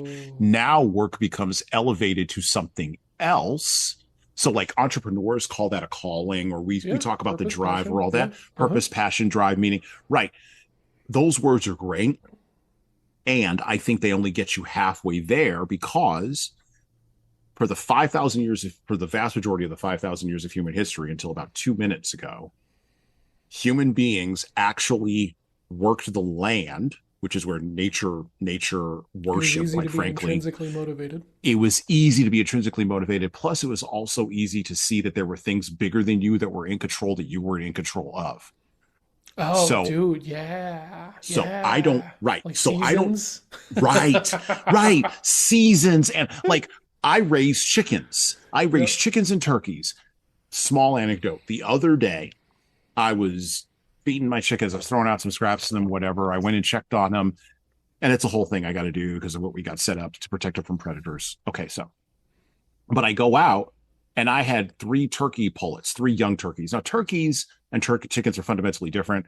Turkeys are actually dumber than chickens. Most people don't know this. They're stupid. Interesting. Okay. And it's hard to keep them alive in general. But once they get to a certain level of maturity, then they just take off like a rocket and they go. And then they don't care about you. So the dumbness stays. But then they have like huge survival instincts. They're too big for hawks to take. They fight other animals. It's kind of ridiculous. And then they like go perch high up in a tree and they can get away from things. It's kind of amazing. But you have to get them there first, right? Mm-hmm. So we had 5 turkey babies. 2 died at young, just 2 died. Matter of fact, my son, one died in his hands, and he was like, well, and he's 9. He goes, well, they had to decide whether to live or die. Only your kid, right? Were you like, fist pumping? No, I went, whoa, whoa, dude. Whoa. And your wife is just mad. No, she was out of town. She didn't hear any of that. And I was like, oh, dude. Oh, game over. Go. And then he went and watched a cartoon on Netflix. He's like, I'm just going to go watch a cartoon. There's that moment of like, okay, did this ruin you? No, I want to watch cartoons. Okay, thank God. Okay, go do the thing. He's going to go watch Scooby-Doo. It'll be fine. Yeah. Now, oh my gosh. When he's 16 and he hates you, what I need you to remember is that it's probably due to this and you didn't give him the right output. I've already told my children, when you get to be 30, I'll pay for your therapy. But it's at 30. I'm not going to pay for it right now. That's the real measure of you successful as a parent, is like, how much therapy does your child need in an adult state to function? Like, that's right. I don't want to have a conversation with you about report cards or AB honor roll. No. Like, let's talk at 30. And let's talk at 30. You bring your kid's therapy bill. I'll bring my kid's therapy bill. That's right. We'll see how. Taylor the same. We'll share the receipts. We'll see how this all goes. Exactly. Yes. Yes. But I went into a kid willing to go to therapy means you're winning. Like, I'm just going to put that out there too, right? No, it's fine. It's like just holding it away from them and telling them that only sissies like talk about. Oh God, no! So they never go. No. That's not. Oh God, no. No. Go ahead, but you just got to wait till you're 30. You got to save it all up, otherwise you'll have nothing to talk about. You got to justify the expense. Like, you don't have enough at 16. You really don't. Like, you think you do, but you really don't. Parent, you sound like my mom whenever I was a kid, because like sometimes like I'd be upset about something and she'd be like, "You want something to cry about?" Like, that's what you sound like right now. Right? That's what my mother told me, actually. Oh yeah, I'll give you something to cry about. And you're like, oh wait, no, you up the ante. Oh, I don't want any of that. Yes, yes, yes. So you um, want someone to talk to? Let me give you enough so that way you need someone to talk to. that's right. That's right. Oh my gosh. So I went into the chicken pen, right? And Mm-hmm. one of the turkeys, for some reason, had been in the chicken pen all night the night before. My son was like, "Oh yeah, it's fine." We checked on him; it was fine. Well, I walked into the turkey pen, or walked into the chicken pen, and the turkey was dead. No visible signs of an attack inside the pen. The pen is predator proof. No predators getting in. And clearly, and it was, it hadn't, rigor mortis hadn't yet set in. So it had been dead only for a little while, but it was dead long enough to where flies were starting to Mm-hmm. begin to make homes. And so I, of course, picked it up and took it out and did the whole thing, disposed of the body and all that. I'm saying all that to say this. I have no idea why that turkey died. And that was 3 days ago. That's a small, tiny sliver of what people experienced for 4,500 years with the land and nature and crops and animals, just animals randomly dying. And you don't know why. A storm comes out of the sky, hail takes away a third of your crop, and that's it. You ain't eating for the rest of the year. Or if Mm-hmm. you are, you're eating at subsistence level. Human beings, and Eliada makes this point in The Sacred and the Profane, and Lew Wallace gets to this in Ben-Hur, because in the middle of the 19th century, they're just beginning to get out of this. They're just beginning to start having the kinds of things we consider to be just normal things. Yeah. Like the way we live now, light years away from the way people lived over the course of the last 5,000 years. So it's easier for a human to be close to the sacred because they have to be. And as we've gotten further away from that, and I'm not the first person to say this either, we've become less consumed with that. This is what Eliada was talking about in that one paragraph that I read. We've become more. That's why he says the desacralization process is something that's relatively new in human history, and he's right. So we have all these terms that we use for meaning and significance, but we don't. They're grounded in different things. They're grounded in industrialization, or they're grounded in Darwinian evolutionary theory, or they're grounded in socialism, or they're grounded in capitalism, or they're grounded in communism, or they're grounded in fascism, or they're grounded in geography, or they're grounded in race, not ethnos, race, or they're grounded in economic condition or class structure or Marxist theory or critical theory or whatever they're grounded in. And those things, I look at all those groundings and I go, you push on those just a little bit, all of them, right, left, center, whatever. You push on them just a little bit and they crack. And we can't figure out why. We can't figure out why those things crack. And I assert they crack because the thing that grounds them is not grounded to, even at a very bare minimum, the land. Just a bare minimum, the land, right? So I have a thing that I do, not a thing that I do, but we have a homestead, right? And so I've been able to meet a whole bunch of people who are doing homesteading all across this country. And homesteading people, I don't know what their politics are. It doesn't matter. Most of them, I think, are libertarians, probably anarcho-libertarians. They're probably way over there. But we don't even get to that point because we're too busy talking about, hey, how do you make sure your turkeys don't die? How do you make sure you don't lose 3 of your 5 turkeys because you like to eat at the end of the year? That's a real in real life grounding consideration. Mm-hmm. And so, yeah, I'm not ashamed to admit, yeah, I pray over my animals. Absolutely. Are you kidding me? Because I can't, there's so many things around my control. Yeah, I can feed them. I can optimize their conditions. I can do all the sciencey stuff. And we do all the sciencey stuff. But at a certain point, the turkey's just going to die in a chicken coop. And I have no idea how it happened. And I have no way to solve that or predict for that. And this is something that people dealt with for 5,000 years. And how did they deal with that uncertainty? Well, they dealt with that uncertainty by working inside of the concept of a sacred world, starting with pagan worship, right? Starting with worship of the elements, starting with worship of weather, starting with worship of of nature and of circumstances, and then gradually moving up the hierarchy to worship of divine beings and all these other kinds of things. Mm-hmm. Now we're in a space where we sort of said to that hierarchy, that's interesting, but we can control for all these things now.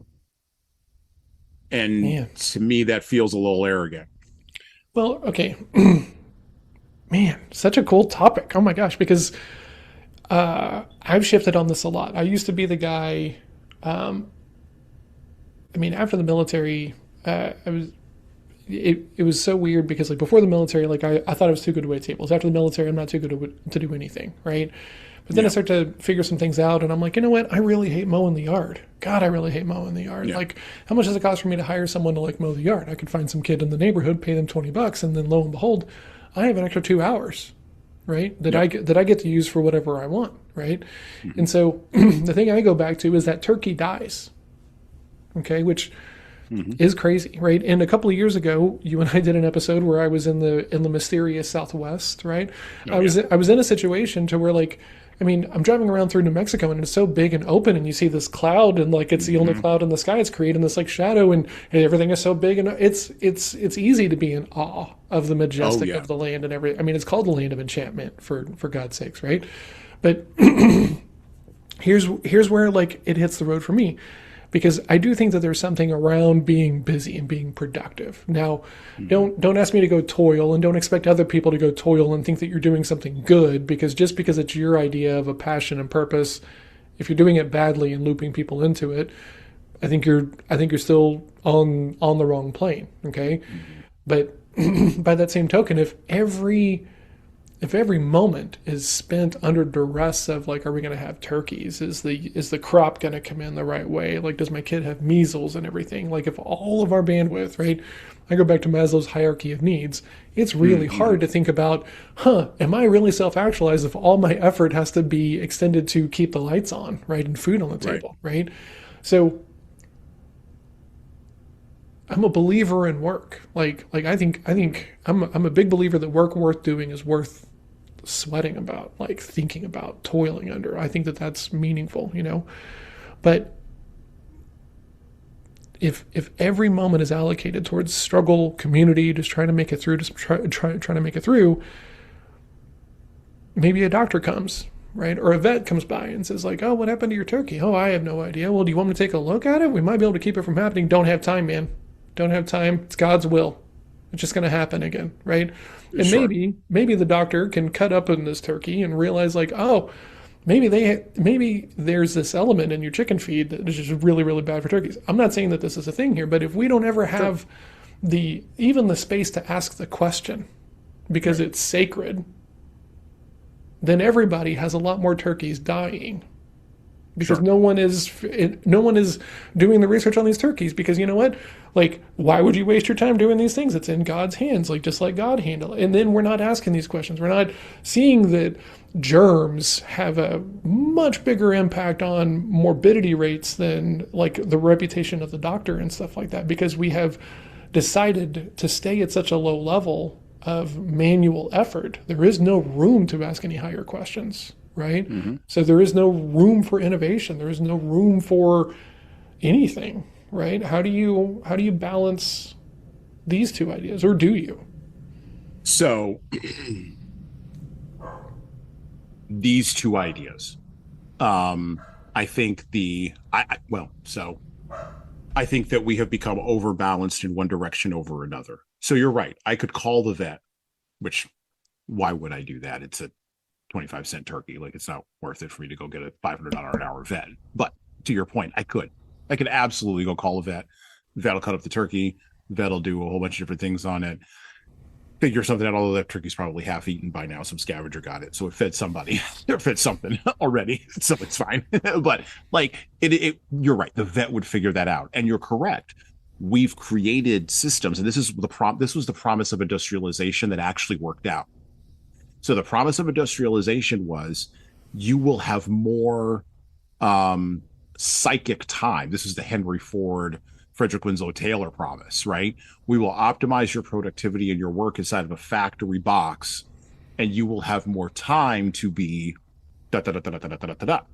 And actually, the way they framed it was into very materialistic terms. So you'll have a white picket fence and a little yellow house, and to your point earlier, 2.5 children. Mm-hmm. That was the promise of industrialization. And the promise really started in the 1920s in America, and really started in like right after World War I. Well, just before World War I, and then World War I kind of ground a little bit that out of Europe, but they got right back on board, particularly in England, got back on board.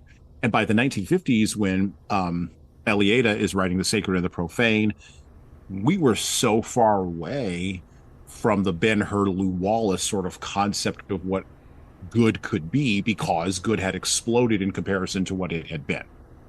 So the people that lived in the mid 20th century remembered not just one turkey dying and it being kind of okay, it's 25 cents, it's not going to cost me anything. They remembered whole swaths of turkey dying, Yeah. and having to deal with that. That was in their historical memory.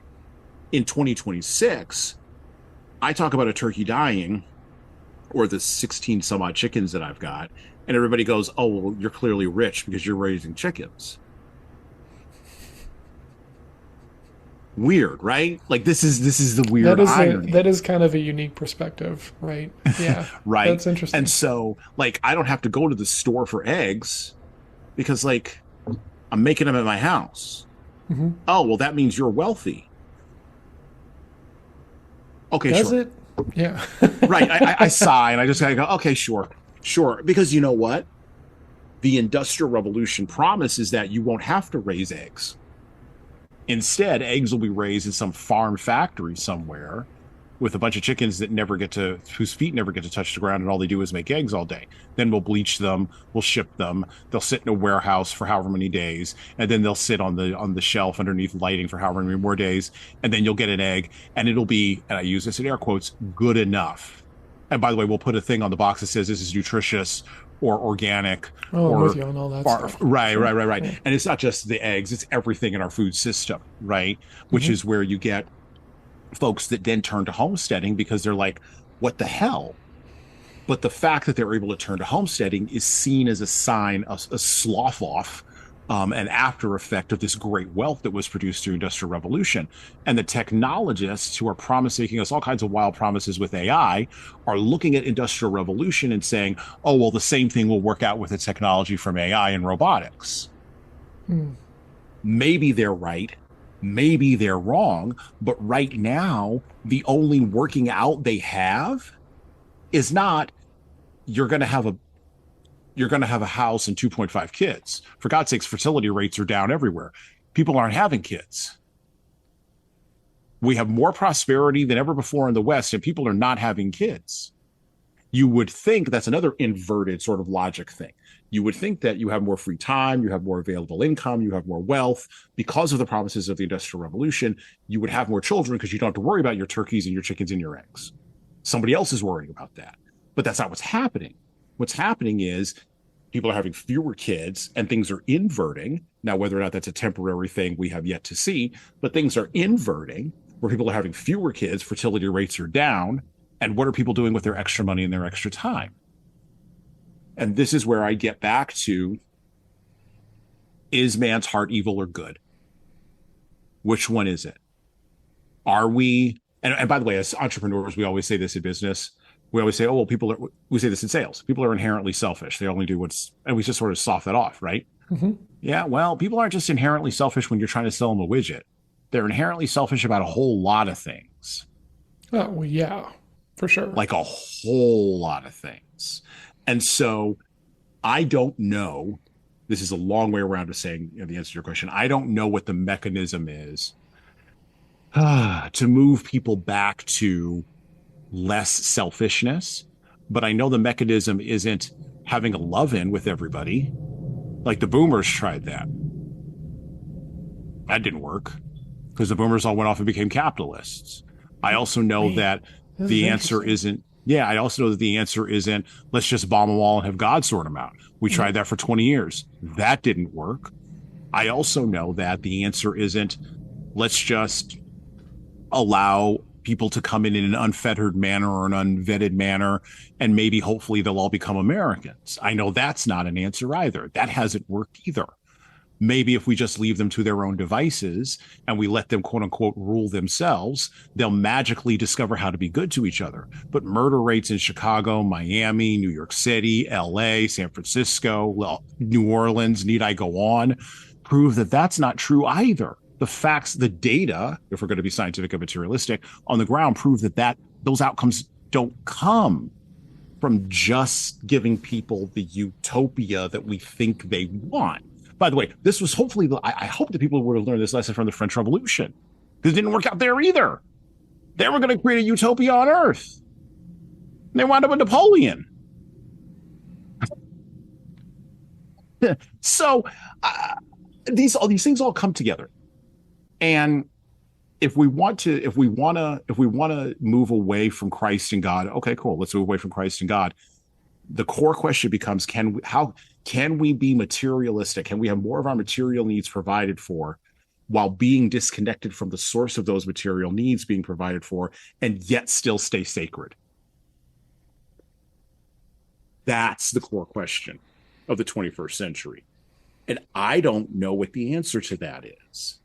But if I look at history over the last 200 years, I don't think the answer is a good one.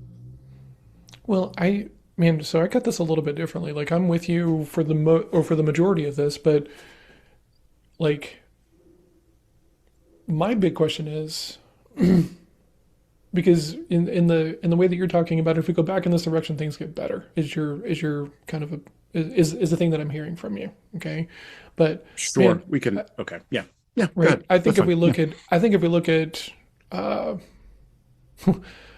attempts where religious rhetoric was used positively or negatively, there's just as much negative output of, well, hey, our religion is the right religion and everyone else is bad and wrong and stuff like this, right? So, like, for me, now we're past the tipping point, right? Because I think moderation is probably like the answer. Like, we're too far removed from like core work. Most people don't have a job that they have any passion or purpose about. They just took a job because they just went to school and just did this thing because that was the thing that they were sold on. And so if you don't have any work that you care about at all, okay, great. I understand why clock punchers just want more money. I get it. I do. Right. But man, I just think about how many other religions are we not talking about because of the big R religion that's just like steamrolled and said, oh, we're right, you're wrong, therefore.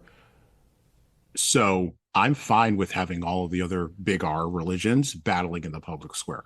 I'm fine with all of that. Matter of fact, I believe that America fundamentally, this is why I don't worry about things like, I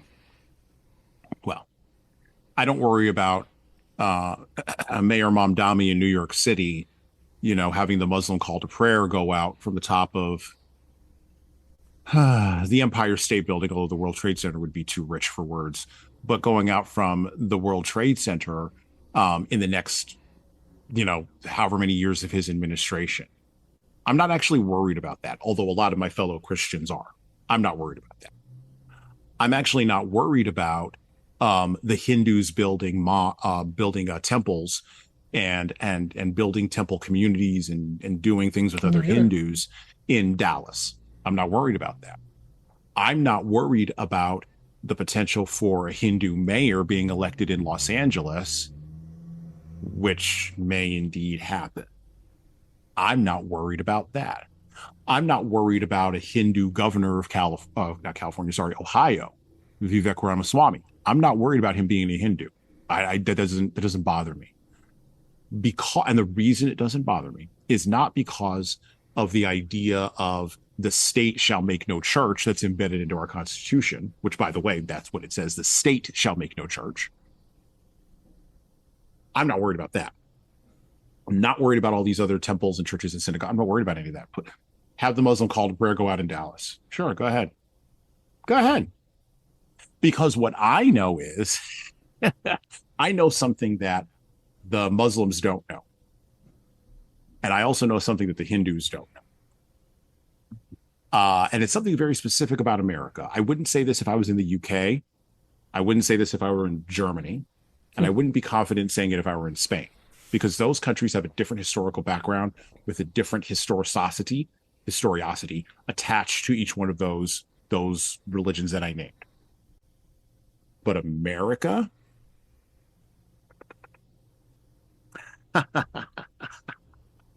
I don't worry about it. And I don't worry about it because of people, quite frankly, like you, John. People like you are going to give the Muslims fits. And the reason why you're going to give them fits is because of people. I think of the people who were in the new atheist movement in the early 2000s, the Christopher Hitchens of the world and the Richard Dawkins and those kinds of folks. Folks who very loudly, because of our freedom of speech, basically proclaimed all religions to be dead and useless. They specifically went off on a dragon against Christianity.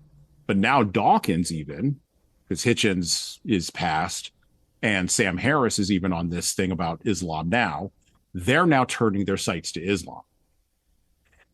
And Islam has no answer for that level of atheistic skepticism. The only answer Islam has is, shut up or we kill you.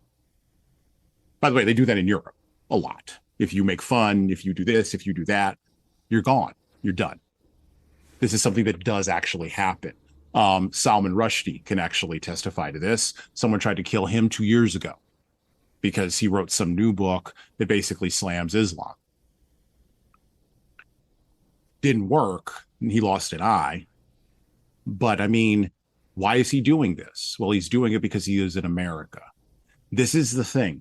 America is the last, I think,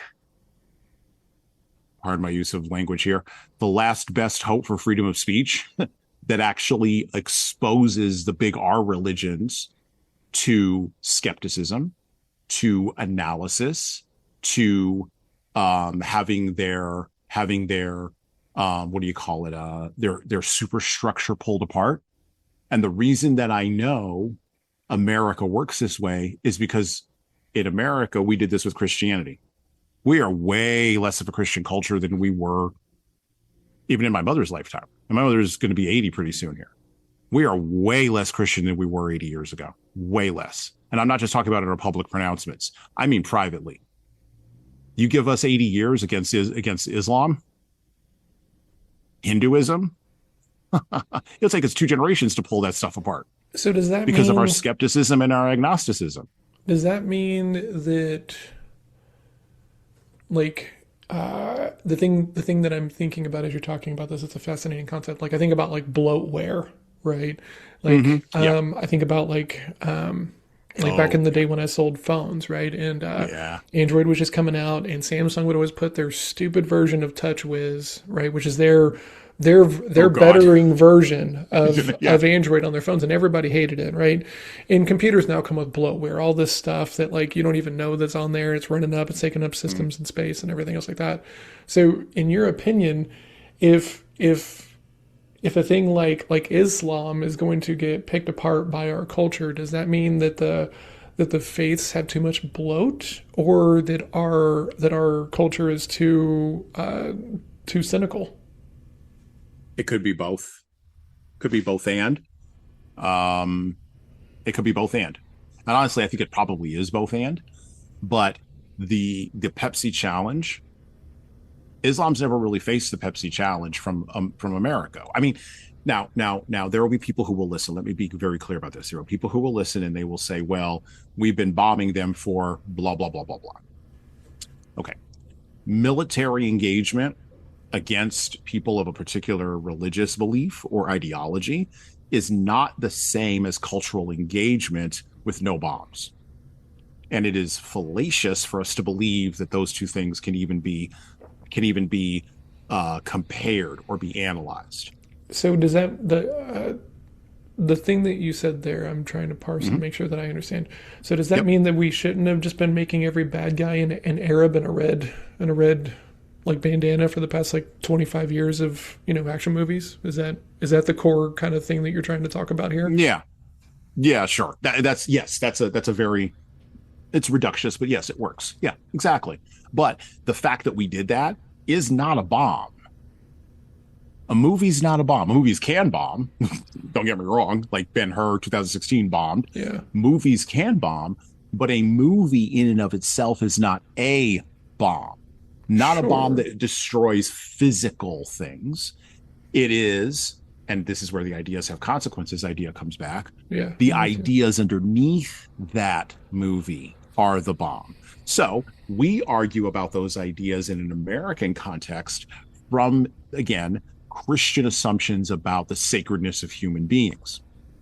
We don't reference those because we've de-Christianized America, or actually, I hate to even use de-Christianized, desacralized America. And so now we can have these conversations in a space that's more profane, right? More materialistic. But in Islam, and we saw this with the Charlie Hebdo killing. So if I don't know if you remember this, but this was, gosh, back in the mid 2000s, there was a cartoonist named Charlie Hebdo who basically drew a bunch of cartoons that were published, I believe it was in England, or it might have been France, and that were anti-Islamic. And this was during the height of the Iraq War. And it was some satirical thing. And basically the guy got his head cut off in the street. I think that, not I think, the ways in which America works, I'm not going to say they don't allow for that sort of response from the fundamental radicals in Islam, which, by the way, it is the fundamental radicals in Islam that engage in that behavior. I'm not going to say that it doesn't allow for that. What I'm going to say is the American sense of that's not how you respond to this is going to kick in. And those people aren't ready for that response. And this is where you're going to see, I think, you're going to see the good old boy Christians that meet on Sunday and the good old boy atheists and agnostics that meet on Sunday but don't put out any signs. Somehow they're going to find each other and go, no, that can't happen. The cul-de-sac again, that cul-de-sac thing, Yeah. that can't happen here. One bad guy. One bad guy. That can't happen here. You got to calm down. And by the way, Yeah. you got to And calm what's down. crazy is We're going to get your kids. well, yeah, right. Because like the crazy is the crazy thing is like oh yeah, you hate him too. Yeah, we're not fans of this either. Okay, great. You know, let's all come together. Come to the meeting at the church Right. Yes, and bring I your know. kids. We're gonna have a special little thing over here for the kids at the church. So make sure that you bring them because we're all united in this faith in this one drive against these like heathens, right? You know that's how it's gonna go because they've already got the gathering places. Right, and those people are going to be like inviting people like me, right? While at the same time like loathing trans people, gay people, right? Like But it's anyone who's too far from their version of what is right, they're probably like demonizing and hating and probably even trying to fund politicians that'll like push legislation that aligns with these ideas, right? But since we're all united in this one fight. And this is the thing so that uniting piece, once I figured out, in doing this podcast, I figured out a lot of things. Mm-hmm. And I read a lot of books, talk to a lot of people on the show, have a lot of insights from it. And this is the secret. And I don't mind saying it out loud because people listen to the show all over the world. They're not going to figure it out. This is the secret. This is the secret for America. Now, what they have figured out is, okay, if we just fragment these people through cyber nonsense and the very online people, we could create fake bot accounts and do spamming and trolling and all this other kind of stuff. We could separate these people because the 20% of people who are online, they think represents all 330 million people in the country. Oh, yeah. That's a mistake. And I don't care if your bot farm is in the Philippines or your bot farm is in India or your bot farm is in Tehran or your bot farm is in Hamburg, Germany, or your bot farm is in Nairobi, Kenya. By the way, I've named places where there are bot farms where people are, various organizations are funneling money in to create bots to gin up crap in the United States because they think the fragmentation is the way. What they don't get is the minority of people who are very online are the ones who are fragmented. And all those people have to do is just turn off the social media, just turn off the machine. Then there's all of the people who are not on those platforms and have no idea what's happening there. And by the way, when their Muslim neighbor moves in, go get the dolly and help their Muslim neighbor move in. And go help their Hindu neighbor move in. And go help their atheist neighbor move in. And by the way, go help their Christian neighbor move in. Like the good people, yeah. The people driven by fear, no, right? Like, well, I know, and the like percentages, in this is wild, man, because like this is I mean, I'm a white guy living in Texas. You're a black guy living in Texas, right? So like, you know, there is that situation to where, right, the community comes together. But man, there's always going to be those people that don't come together, right? Like, oh yeah, there's always going to be your Patrick Henry, go away and leave me alone. I'm going to go in the Appalachians. I don't want to be bothered people. yeah, Absolutely. There's always going to be those people. And by the way, I am guilty. I thought during COVID that all those people, up until COVID, I thought all those people had been wiped out. I did. I really thought that all of that had been oppressed and repressed and that we were all sort of monoculture going along. And what COVID really made me realize, I made a couple of bad assumptions in my life. Right. Was the range apparently is still there. And on the one hand, the range is a weakness.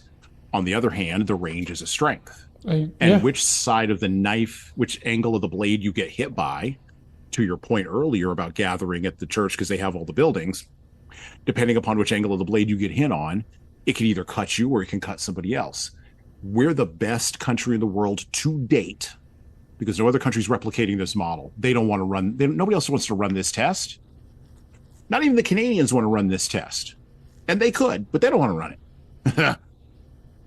And the Chinese and the Russians don't want to run this test. Oh, hell no. We're running this test here. We're running this simulation, such as it were. Like multiple faiths under one. Can multiple faiths, multiple ethnicities, multiple classes, can they, meaning all those folks I just named, can they actually live together in a republic, smaller or larger, depending upon where you believe we are? Can they live in a republic relatively, not 100% because there's no absolute, but relatively peacefully? Can that happen? Can it? Yes or no? Well, that's been one of the grand sort of questions of running this thing for the last 250 years. And so far, look, I said this the other day to a different group of people and they all laughed at me, but I was like, no, I'm serious. Only one civil war. And I said only one. We should have had multiple civil wars. Are you kidding me? We should have had multiple fragmentations and civil wars, and we should have that. And the question no one asks is why? Why is it that we have not had that? Why have we had enough people who bought into the idea that this could work? I'm fascinated by the why of that.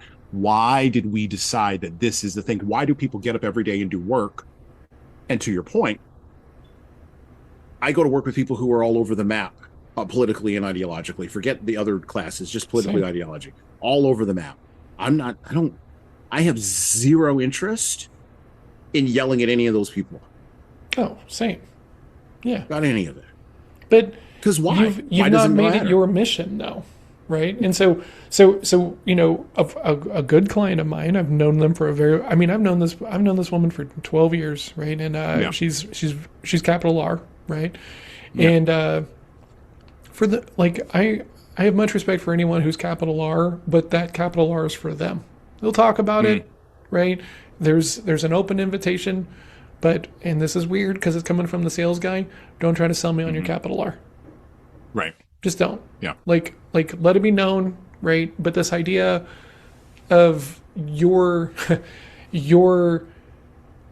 goal is to go off and convert other people. Like I always have this concern, right? Because I work in sales and I think about belief and where do people get motivation from and everything else like this. Like, do you need to convert me so you feel better about your decisions?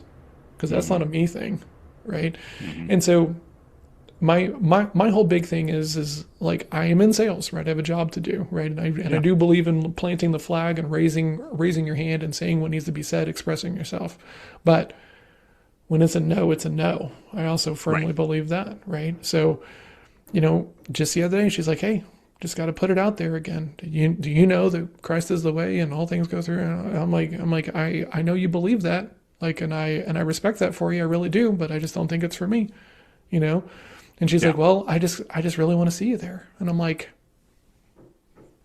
Okay. okay, like that's not Yeah. that's That's not a yeah. me thing, right? And Right. so it's that, like, that push, and Right. this is really, really interesting. My daughter goes to a charter school, right? Not one of the big ISDs. Sure. And so they're always underfunded. They're always in kind of like makeshift Mm, buildings and stuff like this.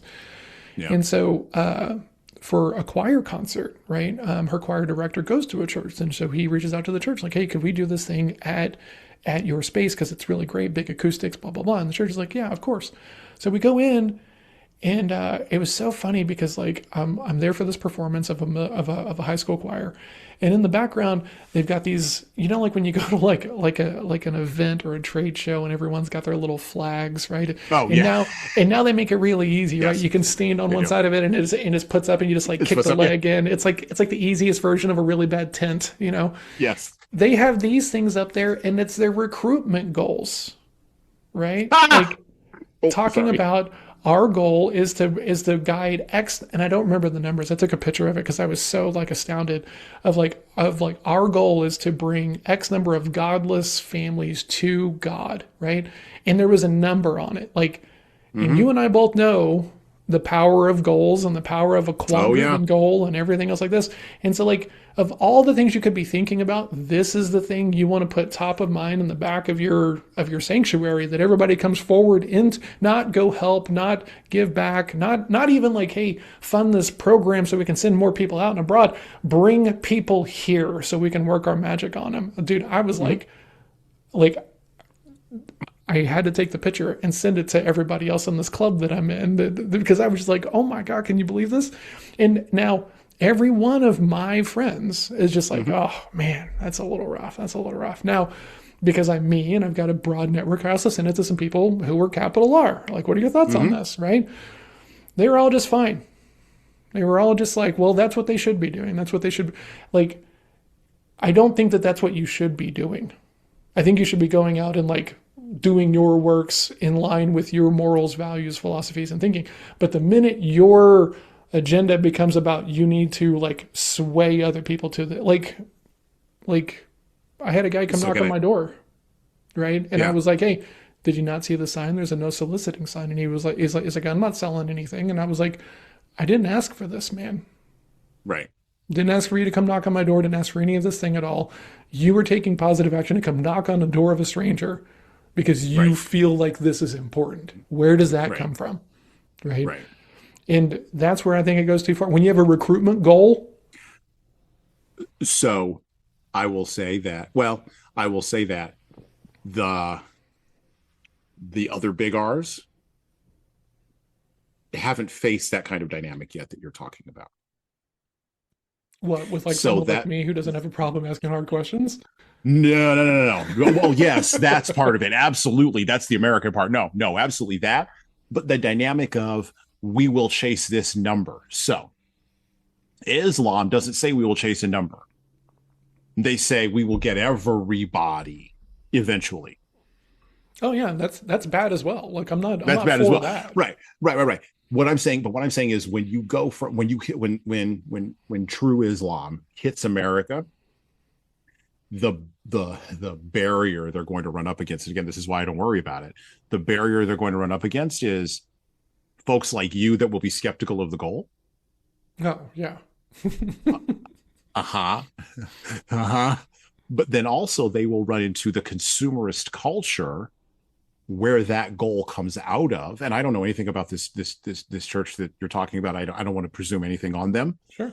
However, a banner like that is a signal to me of consumerism as a position versus something else as a Actual position. faith. Interesting. Yeah, and this is a war, an interscene war that's been going on in the American capital C church for at least the last 30 years. This is an interscene war that's been going on for the last 30 years. And so you have dynamics and it's I saw it most baldly when I moved to the South, because it's also, you have to divide it up by region. Hmm. So in the North, you wouldn't see that at all, Oh yeah, I agree. like at all. But in the North, Islam makes easier inroads because, weirdly enough, this is the dichotomy, you don't see things like that. So Mm. it looks at it as an open field. Islam looks at folks like you as an open field. I'm going to go to your house, going to knock on your door, I'm going to start. You haven't really been solicited till you've been solicited by an imam. Like that's, I've actually had that happen to me before. It's kind of interesting. Anyway, so Yeah, so I mean, you get that experience, right? yeah. Um, the Hindus haven't really faced that either, because there's cultural, and by the way, this is in Hinduism and in Islam, there's cultural presuppositions that go along with those religions that Christianity has long since abandoned, because Christianity, to your point, is a global evangelizing religion to everybody, but it's been that way from the root. Mm-hmm. Whereas Hinduism and Islam have had to sort of, for lack of a better term, weld those pieces onto the machine. And the welds aren't that strong to begin with. So there are those dynamics, and at the root of them also, to your point earlier, is at the root of the thing that will dilute those is the cynicism and the skepticism that exists in people who just don't want any part of that. So the Now, when people question, don't want any part of that, well, one other point, when people don't want any yeah. part of that, my concern is like the G.K. Chesterton concern. Do people go and just believe in? We know people don't go and believe in nothing. They put their attention, their worship, to something else. Mm-hmm. And are all those things going to be strong enough to resist other blandishments from other areas, other pitches from other areas? And if we look at the young folks, the Gen Zers, the 18 to 34-year-olds, there's a growing atheism among all of them, in that particular space. But among those who do identify as religious, interestingly enough, they are moving more and more towards, and I say this to my very well-meaning Baptist brothers and sisters, they are moving more and more towards more orthodox forms of Christianity. Which, by the way, you tell that to a Baptist and they get all itchy. Because it's got to be hard. It's got to be like ascetic. Or Correct. am I saying that right? A-E. Yeah, oh, yeah, you're right. Okay. Ascetic, or it's the difference between, I'll put it in martial arts terms. It's the difference between the karate dojo that's handing out black belts to 9-year-olds and the karate dojo that's handing out black belts to 35-year-olds. Well, I mean, And this is where okay. we're at, by the way. This is part of that Yeah, inner-city warfare piece. That's where we're at. 100%. So, okay, I have a question for you, right? And Yeah. this might be a weird way to think about it, because you said something about like how Islam is more about like when we take over the world, when everyone believes as we believe, right?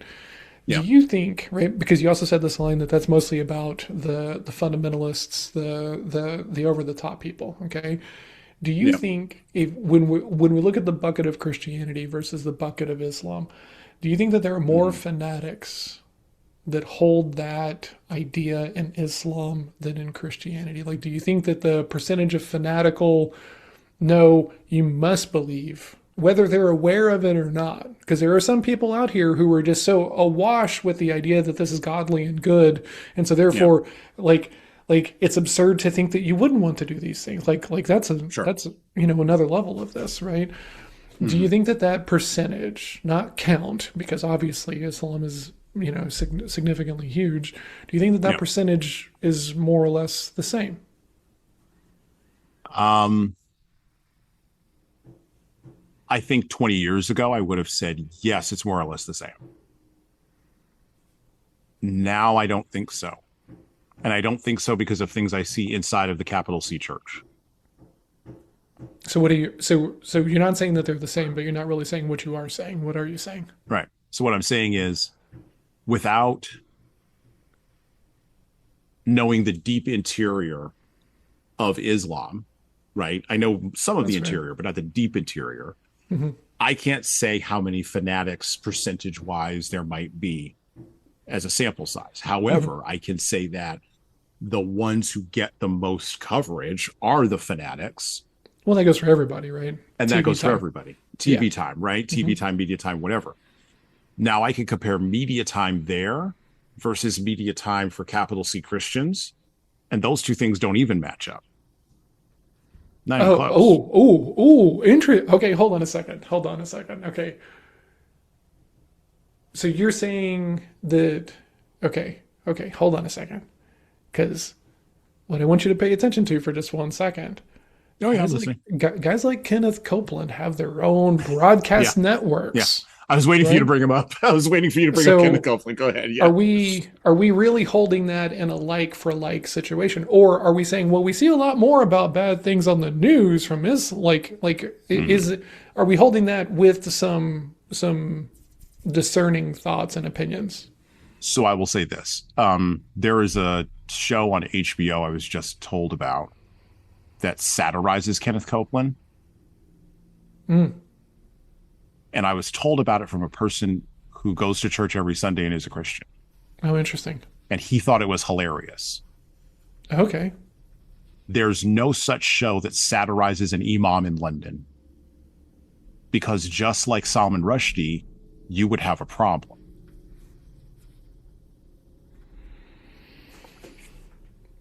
But does absent or does proof of absence mean like absence of proof, right? Because like just because we can't like I mean because like look at Borat, dude. I know. And Look look at Sacha and look Baron at Cohen, right. And look at you Sasha know? and Sacha Baron Cohen can't even go back to that country. They've already said they're gonna like whack him if we find him. Okay, I mean fair, but like he also doesn't have to go back to that country, right? Sure. Yeah. You know. So it's like Well, so I will say this. I will say this. Hollywood, if we're going to use Hollywood as a, or not even Hollywood, the media. Let's mhm. use the media broadly, not Hollywood in particular. The media will always, for lack of a better idea, they'll always hit low. They'll hit below the belt. They always Oh will, yeah. Here's a and bad they'll guy hit we can all pile on. Yeah. right, and they'll hit below the belt where there's the least pushback of resistance. Oh yeah. Okay, 100%.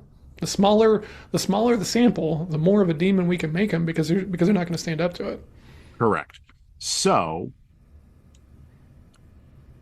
you're not so let me tie this to fanaticism then.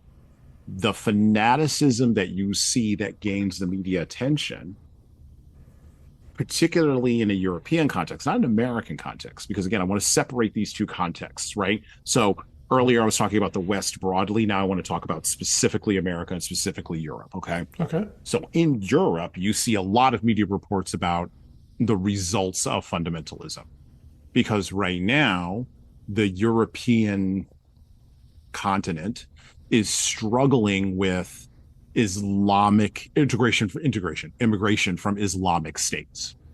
And how do we turn these people, for lack of a better term, into Englishmen, Frenchmen, Germans, Spanish? How do we do that? And if there's no history of how to do that, how to integrate the immigrant well, the less of a history there is, the more of a struggle you're going to have. Agree. Yeah, that makes Okay, sense. which is why you'll see like a buddy of mine. He traveled to London. He used to work in Dubai. Worked in Dubai for years. Went to London all the time. He no longer does that. Living in America, whatever. Went to London a few years ago, and he was talking with me about it. This is probably about late last year, and he said, "Dude, the number of like it's like it exploded. It's like London is like little Dubai now. Like he's like the Hmm. number of like Alfa Romeos and Mercedes and the number of Muslims you see running around. He's like it's ridiculous. And he didn't mean ridiculous in like a bad way. He meant it in like this is a good thing that's happening Significant because change. London's significant shift, right? And it's been like 15 years since he went back. So in the course of 15 years, less than a generation, there's been a shift in London. Okay, the English are going to have a real problem with this because England has not fully gotten its arms around what it means to be English since World War II. This is one of those long trailing sort of results from that last apocalyptic world war. And the reason why they haven't gotten their arms around what it means to be English is because of colonialism, because of the war, because of Margaret Thatcher, because of all these kinds of things that have happened. and they've had to integrate all this, and they don't know how to then take that story and give that to new immigrants coming in a way that's effective and makes them feel as though they are. And they've even said this out loud. They don't know how to do this. What the challenge for England, and I'm just using them as an example, the challenge for England is what makes England English, what makes you English. They can't even figure that out. I mean, they've been struggling to figure that out on their own continent for years, but even more sharply after World War II. Okay. In America, it's fundamentally different. Why is it fundamentally different in America? We never asked that question. Well, the reason it's fundamentally different from in America is because everyone here is from someplace else, with the exception of the native peoples who were here for 10,000 years before anybody showed up. Yeah, most people don't want to admit their home court advantage. Right, exactly. Like my if you trace back my genealogy, there's a slave ship somewhere in it. Yeah. If you trace back your genealogy, I'm sure there's somebody getting on a boat somewhere coming. Yep. This is the dynamic of America. That America has always struggled with, what does it mean to be American? Who gets to be an American? How do we define what an American is? We've been struggling with this all the time. So is the recipe, let's just go in and smush down indigenous peoples to the point to where like when they're like a minor footnote and everyone is here on borrowed things, like then no one has a home term or like a home team advantage because we just removed all those people. Is that the recipe? No. We're running the experiment. I have no idea. This is what we're running. I don't know. But these are the dynamics on the ground. And so the reason we not struggle with immigration from south of the border is not because the immigration is coming from south of the border. It's who gets to be an American.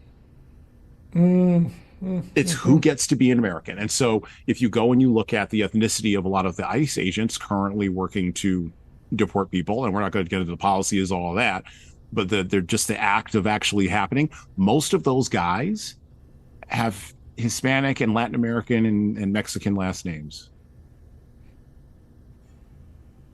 Now, you could talk about the social injustice of all of that and internalized racism and all these kinds of terms that we use to kind of color all this. At the bottom, the seed that I was talking about like an hour ago now, or maybe an hour and a half, the seed of that is, at the end of the day, there is no one way because we're all a melting pot. Yeah, that's right. That's interesting. And then you import. Then people come over from countries where the theocracy is the thing.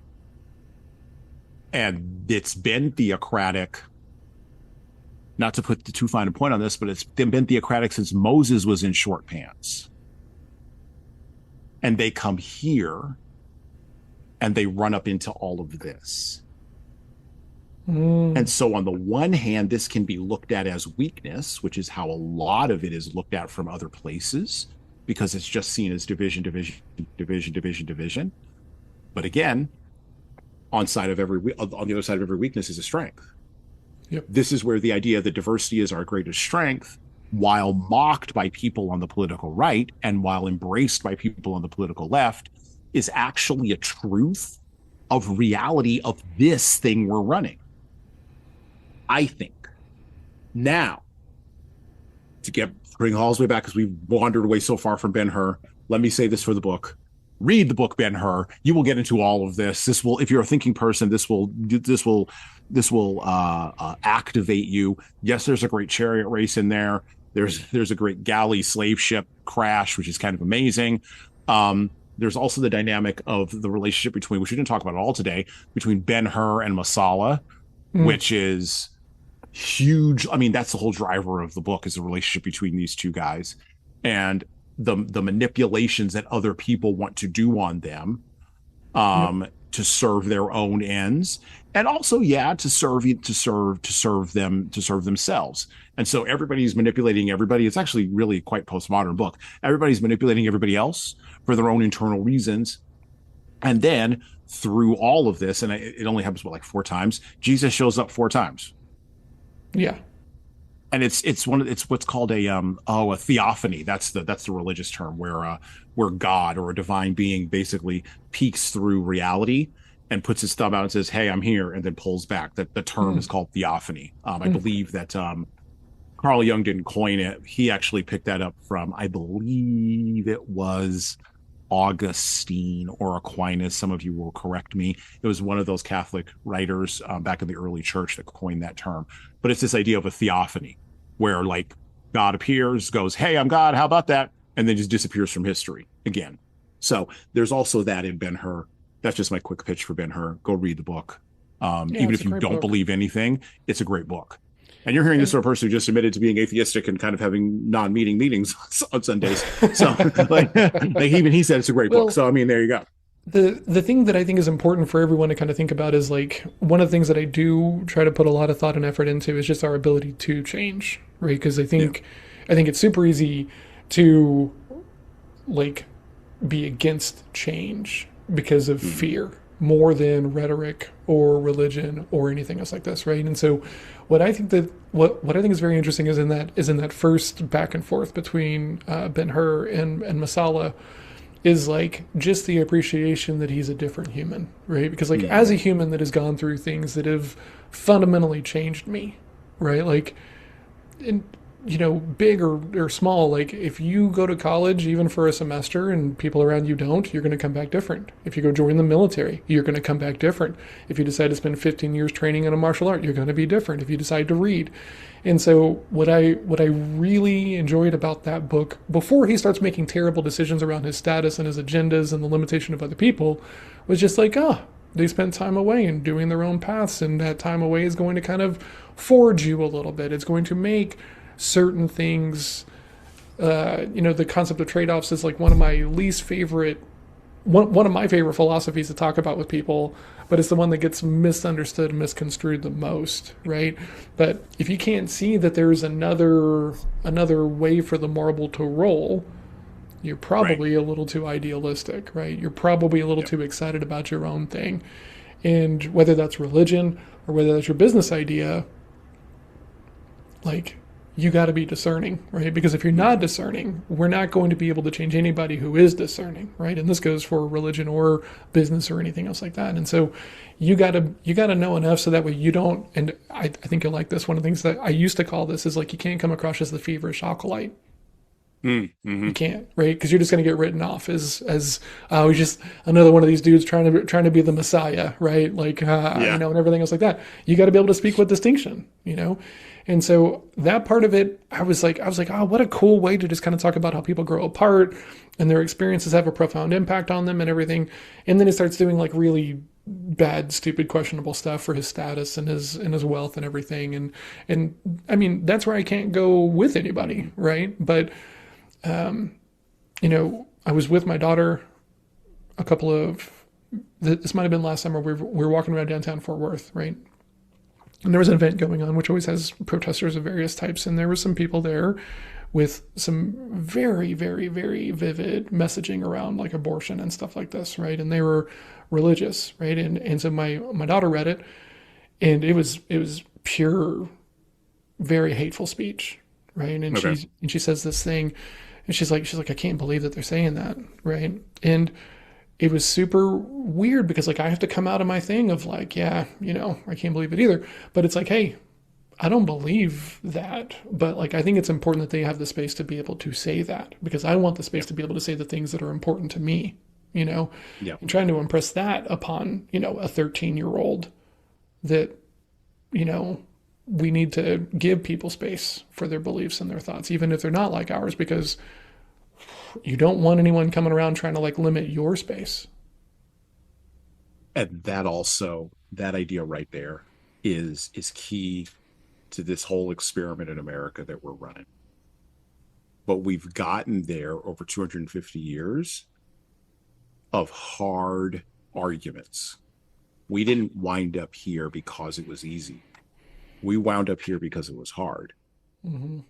Um, and we wound up here because the passionate people, pro and con, and the people in the middle, and the people who don't understand the question, and the people who aren't paying attention, and the people for whom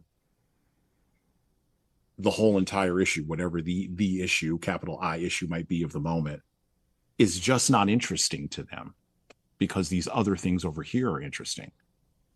I think of the term, we live in this wildly shambolic country.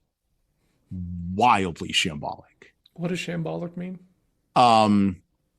Sort of rambling and put together and cobbled together. Think the image you should have is like Frankenstein controlled by like Pinocchio's screen. Pinocchio's string. Correct. A DIY. We're the BASF of countries. We didn't make it. We didn't make getting together a country. We just made getting together as a country better.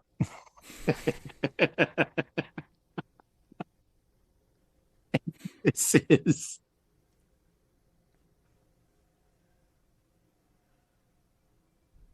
to John's point.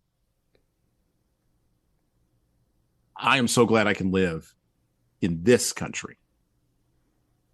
Not because of the Eagles or the flag or any of that trash. Not exclusively because of the Constitution or even the Declaration of Independence. I'm glad because I'm living in a country where, and John's living in a country where we're free to run the experiment. We're free to run the experiment. And we've sort of put all of our, you'll appreciate this as a poker player. We put all of our chips on that thing. We're going to run it all on that thing. And the thing is going to be, there's wildly inappropriate signs at a rally around an issue that creates a lot of emotional upheaval. And a man and his daughter are going to be able to walk past those signs. And instead of the man and his daughter being assaulted or being sucked in, they could walk past that thing and go, okay, let's have a meaningful conversation about this and figure this out. I'm not saying you can't do that other places. I'm saying that for right now, for my money, this is the best place to do that. Period, full stop. And I'll take the Pepsi challenge. I will absolutely take the Pepsi challenge against any other place. I think this is the best. That's why I'm not proud, glad to have been born in this country. Because pride goes before a fall. Careful. Glad to have been born in this country. And yeah, look, hey, people with my skin tone did a lot of work for free to be able to get us to here.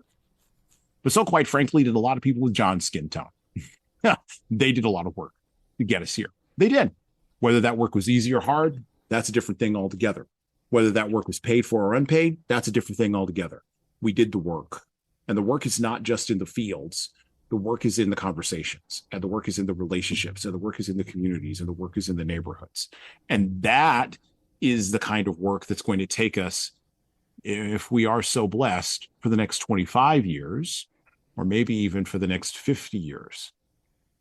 And I'm 47 this year. It'd be really interesting to be alive in the year 2076. Which I don't even want to contemplate that. For the 300th anniversary. What, you'd be 98? I'll be 97. 96 going on 97. Maybe I'll still be doing the podcast at that point, because, like, why not? Episode 1763. We're with John Hill yet again. Yet again. That's right. I hope in that thing we're like in like the Futurama, and we're just like our heads on the shelf, right? Like that. This is what I'm gonna take. If future can be like Futurama in any one way, I want disembodied heads that can still talk. Well, I'm gonna get Nixon on the show because I gotta talk to that guy. Think of the guests you could get. Oh my gosh, it'll be insane. All right, well. We got to wrap up. We got to close. This is a wildly shambolic episode. We kind of went all around.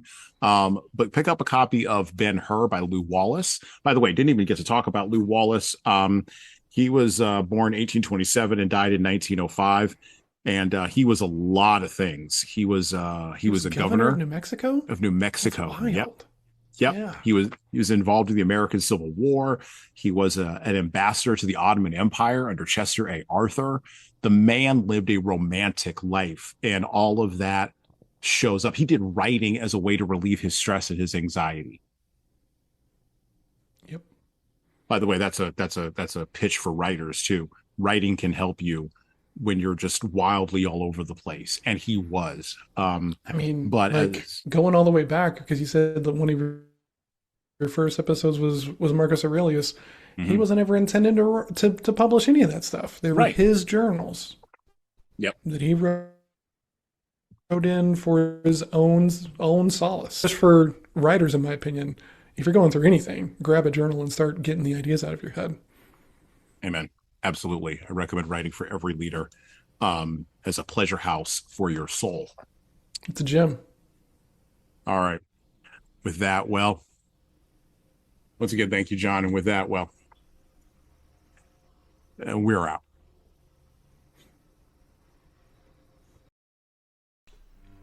Order my latest book, 12 Rules for Leaders, The Foundation of Intentional Leadership, with Bradley Madigan.